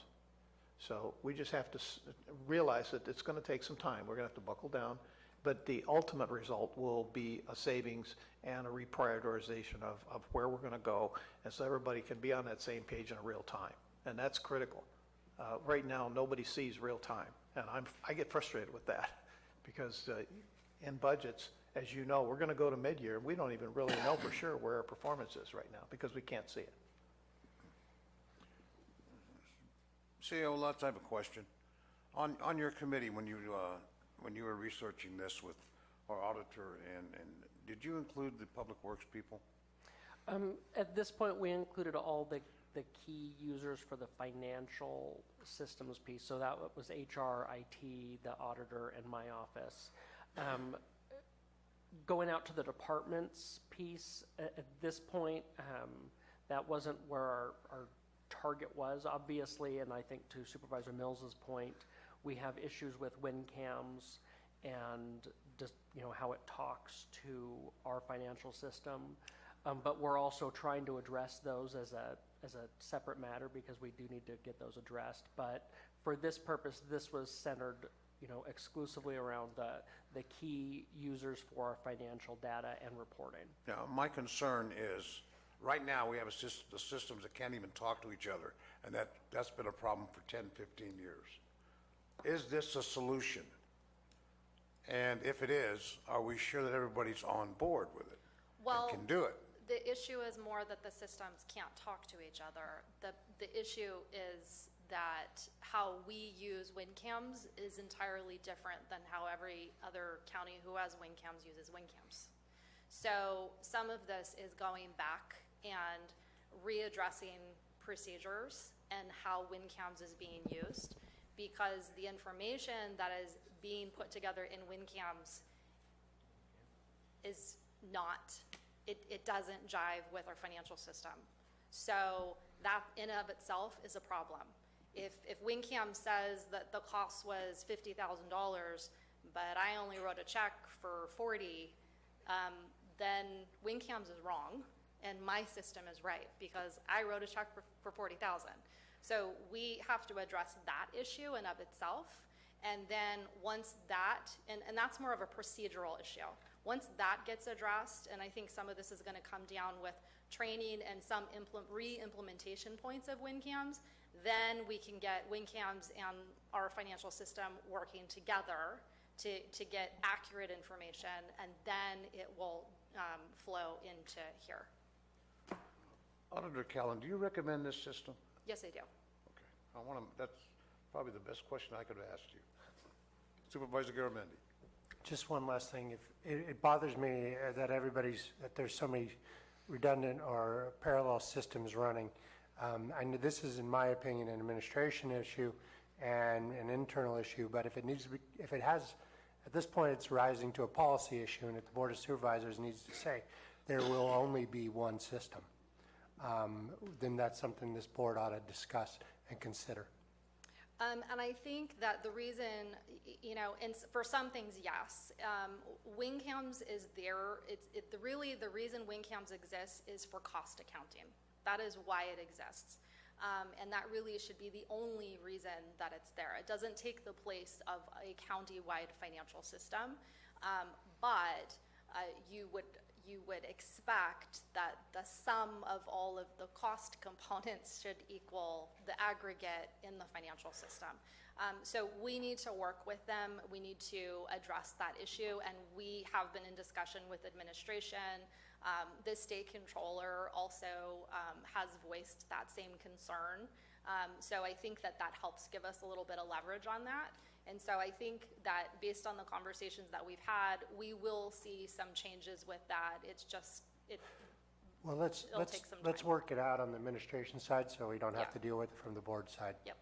And I agree. I think, the goal of this committee, there's a lot of these types of issues. There's time and attendance that we're working to get countywide agreement on. There's the WinCams. I think WinCams is the most obvious one, but there are other systems like Health and Human Services uses that pose some of those challenges that I think systematically we're trying to go through these, knowing that you can only work through so many projects at one point because you only have so many staff deep to do it. One of the things that I do like with OpenGov is the systems that aren't financial related though, but have a nexus. I think the fourth slide in on Greg's presentation really illustrates the tremendous value that we can have here, because it sits on top of those systems and allows you to then show not just financial information, which is critical, but it also now starts to drill down to service data. How many people did you serve, which is not going to be in your financial system. But it's extremely meaningful because it's talking about how effective you are. But we, in the presentation that we had, one of the presentations that we had, it was even, I think there's a police department that uses non-financial pieces of information to help communicate with the public in terms of number of calls and types of calls, and it's trying to give that narrative outside that has more to do with public service than it has necessarily to do with linking it to, I spent, $100,000. And so that, I think, is also the piece that the public is really wanting to get those answers, whether it's, I think there was a public works department that had used it for road repairs or pothole repairs or something like that. So there's a whole slew of non-financial information that you can utilize this system in order to do that outreach, and that in of itself can also help build efficiencies and help drive the direction of operations. CIO Lutz, is there a timeline incorporating this system? Should we go ahead with the purchase? I know we've talked about a variety of things and stages. Can you give us just a basic? The timeline and the first priority of the group was to have the personnel piece live for this budget cycle, which would be approximately March. But the remainder of the components is where we have more time with, and that's where we would work through those over the next 12 months. Okay. And we can meet those deadlines? I see everybody nodding their head. I'm going to take you at your word. It might be painful, but we'll do it. Okay. All right. If there's no more comment, any more questions by the board? No. At this point, I entertain a motion. So moved. Moved by Supervisor Mills. I'll second. Second by Supervisor Tofinelli.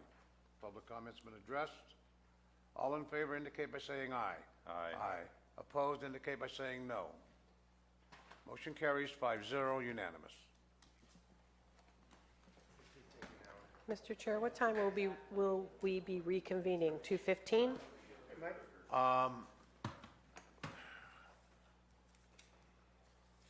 Yes, 2:15. Thank you. Supervisor Tofinelli, can you make the notification to Chief, he's going to be delayed.